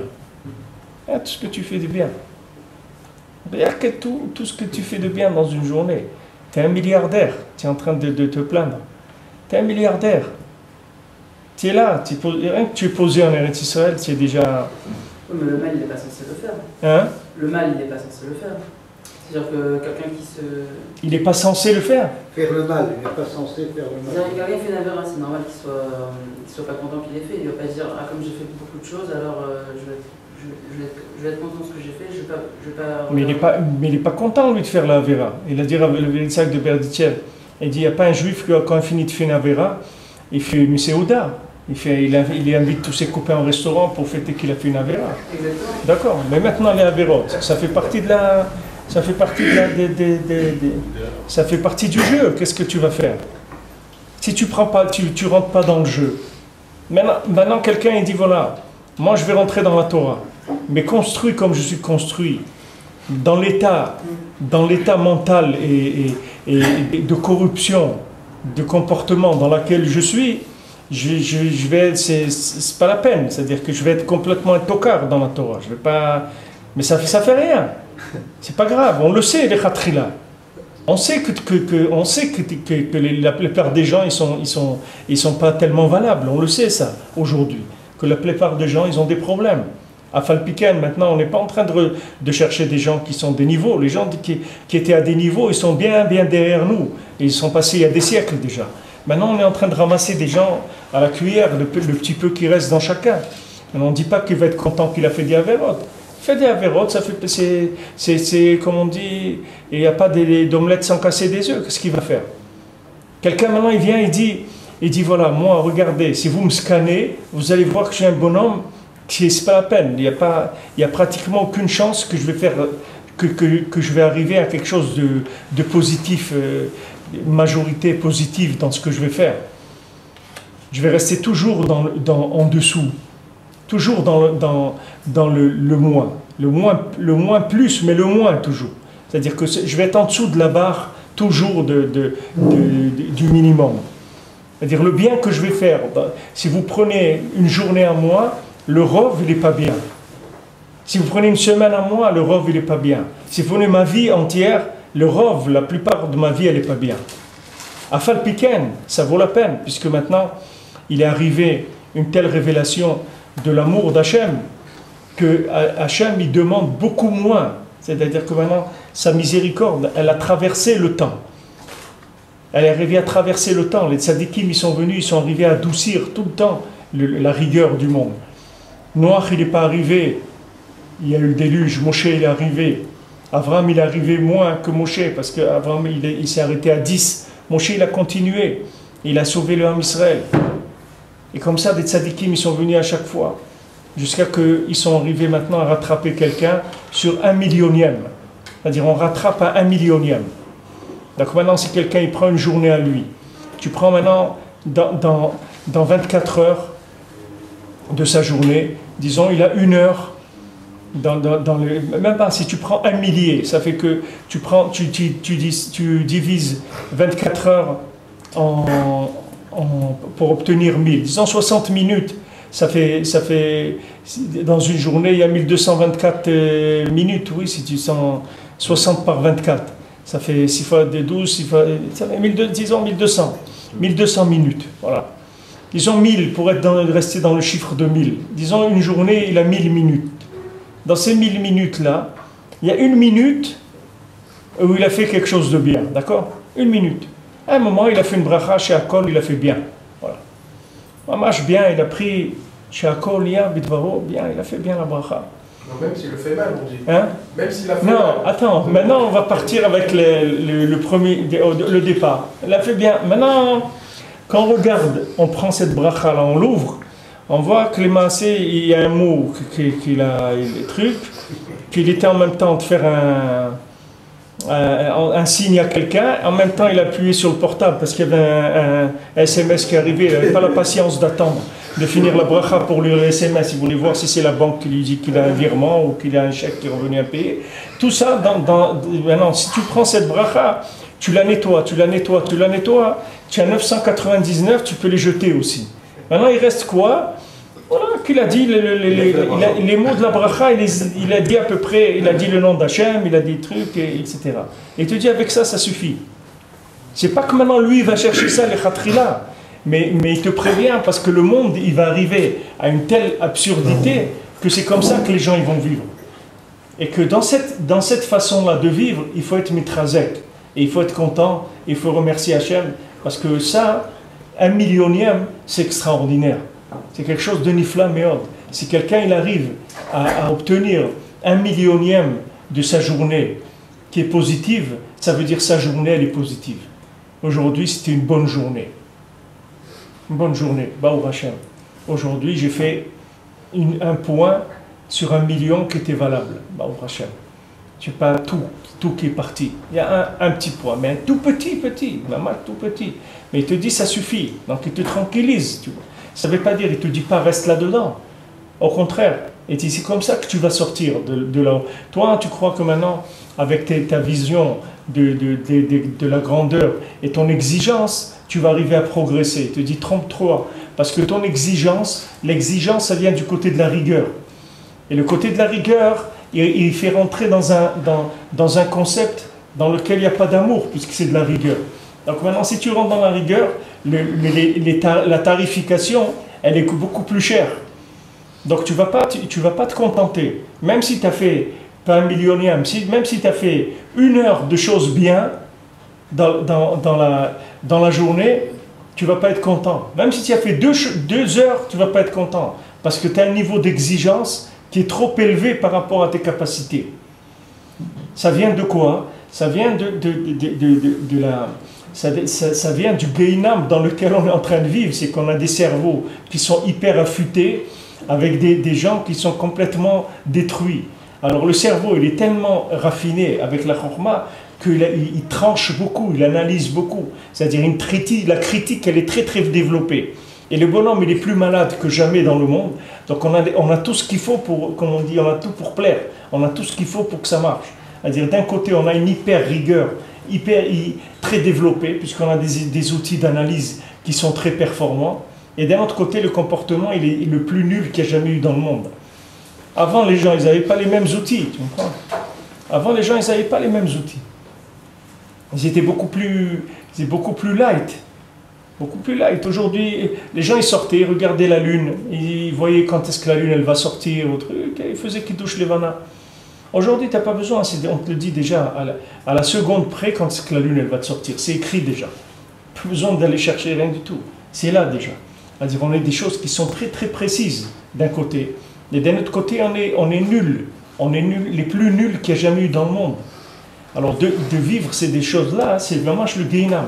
C'est pour ça que Rabbeinu te dit, laisse tomber cette vision de rigueur, laisse tomber cette exigence que tu as par rapport à toi-même, par rapport aux autres, rentre dans quelque chose de beaucoup plus large, de beaucoup plus vaste et de beaucoup plus ouvert. Et de ça, tu vas voir que tu vas avoir des résultats qui sont beaucoup plus grands que quand tu vas rentrer dans la rigueur. Beaucoup plus grands.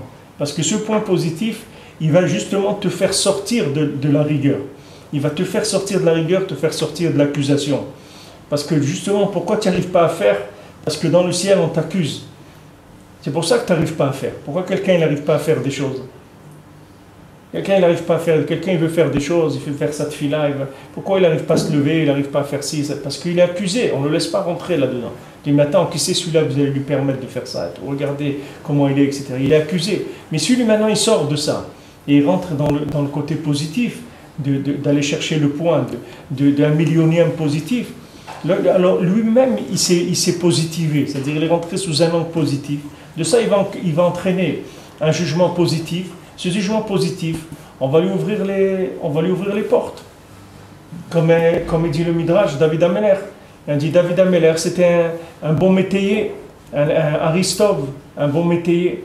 Alors il dit l'exemple, il y avait 2 métayers. Alors un propriétaire, il avait 2 métayers. Alors il a été voir le premier, il a dit comment ça marche.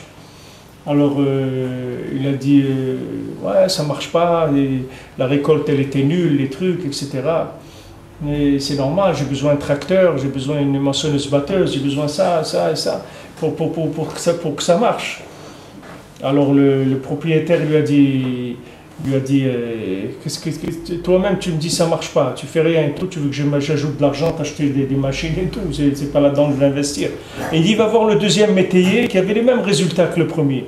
Il dit comment ça va, il dit bah oh Hachem c'est super, regarde, on arrive à faire un peu, c'est vrai que les pommes et tout, cette année ça n'a pas de... Mais quand même on a fait un petit peu, on arrivait à faire quelques centaines de litres de cidre, des trucs, etc.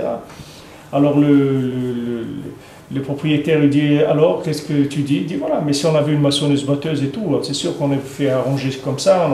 Et il dit alors ça n'avait pas de problème, voilà, je te donne les crédits. Mais les deux, ils avaient les mêmes résultats. C'était le même résultat. Seulement comme un, il a présenté un bilan négatif. Alors il a demandé à la banque de lui prêter de l'argent. Il a dit mais on peut pas prêter. Vous-même vous dites que vous perdez, qu'on se noie avec vous. On va pas... Mais l'autre il est venu avec un bilan positif de la même chose. Il a vu positivement. On a dit on te prête, il n'y a pas de problème. Maintenant nous quand on voit notre vie c'est la même chose. On voit notre vie c'est la même chose. Quelqu'un il n'arrive à rien faire. Ok, il n'arrive à rien faire. Il dit mais moi Hachem tu sais. Je vais te remercier tous les jours. Pourquoi? Parce que moi j'ai un fils que bon Hachem il fait sa prière tous les jours. Il dit qu'est-ce que tu fais? Ben moi j'ai élevé ce fils là. Bon Hachem. Mais toi la prière. Ah, qu'est-ce que tu veux que je fasse? Moi bon Hachem, c'est voilà, regardez-le à lui. Qu'est-ce que vous regardez à moi? C'est mon fils, non?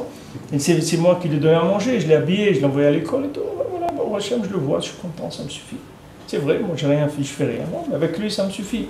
Alors maintenant quand quelqu'un il commence à voir comme ça. Alors sur ce positif-là, il sort petit à petit du faisceau de la rigueur. Quand il sort du faisceau de la rigueur, on va lui permettre de faire des choses. Parce que ça y est, il n'est plus accusé. C'est-à-dire que l'homme, il doit savoir que son principal accusateur, c'est lui-même. C'est parce que lui-même, il n'arrive pas à voir le positif qu'il y a en lui. C'est pour ça qu'on ne le laisse pas avancer. Lui-même, il reconnaît qu'il n'avance pas. Alors pourquoi, qu'est-ce qu'on va l'aider à avancer? Lui-même, il reconnaît qu'il n'est pas valable. Alors qu'est-ce qu'on va investir en lui? On ne le laisse pas. Alors que si lui, maintenant, il arrive à dire, voilà, Hachem, tu m'as donné ça, je te remercie. Et bien, ça me suffit. David Ameller, il ne demandait pas à Hachem. Hachem, il lui disait, qu'est-ce que tu veux? Il dit, moi, je veux rien. Moi, je suis bien. Moi, je suis bien comme ça. Il dit, mais attends, regarde, Avshalom, il veut te tuer. Et tout. Non, on lui dit, c'est très bien comme ça. Avshalom, c'est mon fils, quand il va me tuer, il ne va pas me tuer de façon cruelle, parce que c'est mon fils quand même. Donc il va sûrement avoir pitié de moi, et quand il va me tuer d'une mort douce et tout. Donc ça va, il n'y a pas de... Tout va bien. Il était dur avec Hachem. Hein? Il voulait pas le tuer, mais il l'avait chassé de la maison. Jusqu'à qu'une femme, elle lui raconte l'histoire des 2 enfants, et il lui dit, il ne comprend pas. Il lui en voulait, il était très dur avec lui. Par rapport à Avshalom, il lui en voulait, mais par rapport à Hachem, jamais il s'est plaint. Jamais il est venu se plaindre à Hachem, lui dire que comment tu m'as donné un fils, comment Shalom.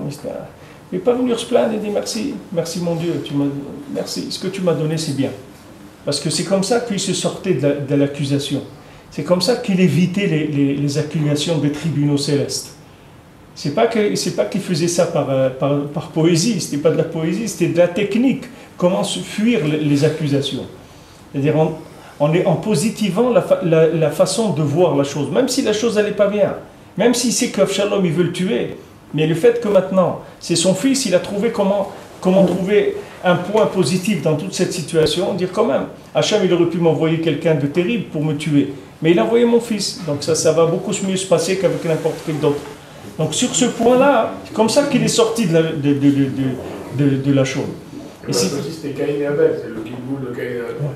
Si quelqu'un il arrive à rentrer dans ces principes-là dans sa tête, ou plutôt rentrer sa tête dans ces principes-là, alors il sort de toutes les difficultés de ce monde.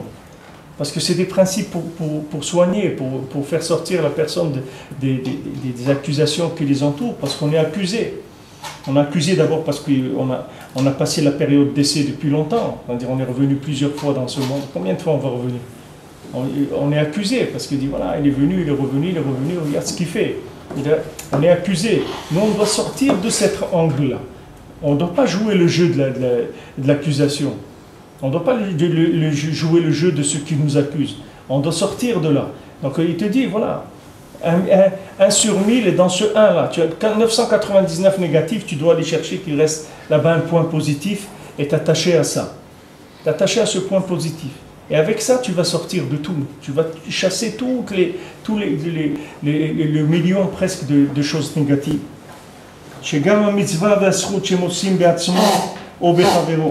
même la mitzvah ou le mérite qu'on trouve en soi ou chez son travers, chez son ami, même c'est 1 millième. Et même ce bien-là, il est plein de choses qui sont pas bien. Et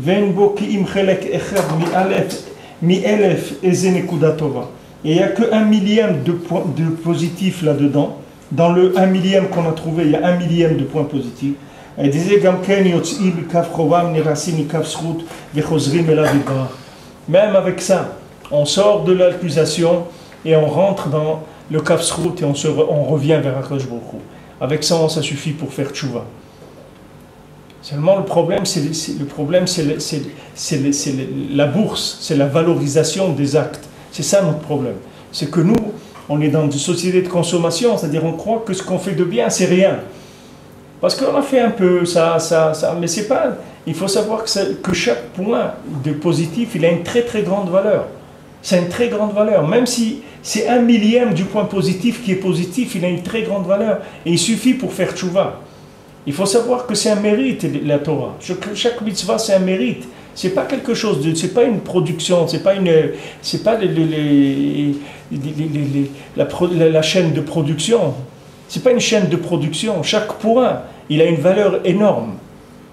Si on est conscient de ça, si on est conscient, une fois quand on est venu s'installer en Israël, alors pendant des années, je retournais travailler en France. J'étais 2 semaines en Israël, 2 semaines en France, ça a duré plusieurs années. Et des fois, c'était difficile. Alors, j'avais été voir le Rav ici, Rav Scherter, c'est Mekoubal, Breslever, c'est les Rosh Yeshiva de l'Yeshiva de Mekoubalim, des Shana Shamaim. Et je lui avais dit, regardez, c'est difficile. Ça, tout aller, laisser la maison, repartir. J'avais ma petite là qui vient de se marier. À l'époque, c'était un bébé, elle avait 3 mois ou 4 mois. À chaque fois que je partais, je revenais. Elle ne me reconnaissait plus, je ne pouvais même pas la prendre dans mes bras, rien. Elle pouvait pleurer, elle ne me connaissait pas. Le temps que je m'habituais à elle, 10 jours et tout, il fallait repartir. Allez, encore, chaque fois, c'était dur d'aller seul, les trucs, pas manger le Shabbat seul et tout. C'était très difficile. Alors j'étais voir le Rav, je dis voilà, il m'a dit, parce que tu ne sais pas ce que c'est d'avoir des enfants qui étudient la Torah en Eretz Israël. Si tu savais ça, ce n'est pas en avion qui aurait été travaillé, c'est à 4 pattes que tu aurais été travaillé pour emmener la parnassa. Mais comme tu ne sais pas ce que ça veut dire d'avoir des enfants qui étudient la Torah en Eretz Israël, alors tu te plains, tu dis que c'est difficile. Mais si tu savais ce que ça veut dire, tu ne te plaindrais pas, tu ne prendrais même pas l'avion pour aller. Tu aurais dit c'est dommage, c'est trop confortable l'avion. Je vais aller à d'autres chameaux, je vais aller travailler, je ne vais pas aller avec un avion. Tout le problème, c'est qu'on ne sait pas valoriser le bien. On ne connaît pas les valeurs de ce qu'on est en train de faire. Donc on croit que c'est des systèmes comme ça. Bon, ok, le gosse il va à l'école, il apprend, alors ça a été les trucs. Mais tu ne sais pas ce que tu es en train de faire. Sois conscient de ce qu'il y a de bien là-dedans. Tu verras que tu es très riche, que le Bourg Hachem, tu t'es beaucoup enrichi dans le bien. Alors si tu es conscient de la valeur du bien, on va te donner encore. Tu diras, puisque maintenant tu es conscient, alors prends encore plus. Regarde, après maintenant, tout se transforme en mérite. C'est-à-dire maintenant, ce n'est pas que sur le côté sur le millionième, ça va rester un millionième. C'est que maintenant tu vas prendre le million entier, tu vas le prendre. Puisque maintenant tout ce million-là, tous ces 999 000, ça va s'inclure, tout ils vont rentrer dans le point positif que tu as trouvé. C'est-à-dire que ce point positif, il va positiver tout le reste. Et tout, il te dit, ça devient kafsrout, tout, ça devient un mérite. C'est la tchouva. Hein? C'est la tchouva. Ouais, c'est ça la tchouva. Tout ce qu'on a fait de mal devient... Ouais. Tout ce que j'ai pu faire de mal, ça devient que la préparation de ce que c'était ma préparation pour faire le bien. Les ochrim les elef orot anal, et on les offrait des 1000 lumières en question, dans les lumières de Tosefet Shabbat, qu'on reçoit l'âme supplémentaire. Tamova bekavanot Yismach Moshe, comme c'est écrit dans le kavanot de Yismach Moshe. Yezou be'atzmo, c'est ce qui est écrit dans Prinat Aleph Ze'ira Davka. Il est écrit dans Vaikra qu'il y a un petit Aleph, que chez Karou les Moshe, Acharakamata Mishkan, quand ils ont appelé Moshe Rabbeinu après qu'ils aient mis en place, monté le Mishkan, qui veut voir Sham, le Kavanot, c'est écrit dans les Kavanot, Shalidé, Chet Ha'egel, Nilkechu Moshe Elef Orot. Après la faute du Vaudor, c'est Moshe Rabbeinu, il a perdu 1000 lumières. Mais c'est écrit, Kol Ma'ale Shabta, à chaque fois de Erev Shabbat, Machzirim Lo. C'est-à-dire à chaque fois que Shabbat il vient, Erev Shabbat, on lui rend ces 1000 lumières. Mais c'est sort Aleph Zira de Vaikra. C'est ça le sort du petit Aleph du mot Vaikra. Le Shabbat Roser, on met Kablam Besot Tosefot Shabbat. Et donc le Shabbat, il reçoit à nouveau les 1000 lumières. Vaz Marzir les Israël, Aktarim Shelahem. Et le Shabbat, il rend les couronnes, leurs couronnes au Ham Israël. Shema Adim Shenit Natslumehem. C'est les couronnes qu'on leur avait données, qui leur ont été prises. Ou Moshe Kiblam Trila le Hashlim Chesrono. Au début, Moshe Rabbeinu les a reçus pour combler le manque qu'il avait lui. Après, maintenant, lui, il les donne au Ham Israël avec avec un bon œil, c'est-à-dire avec une bonne façon de voir les choses.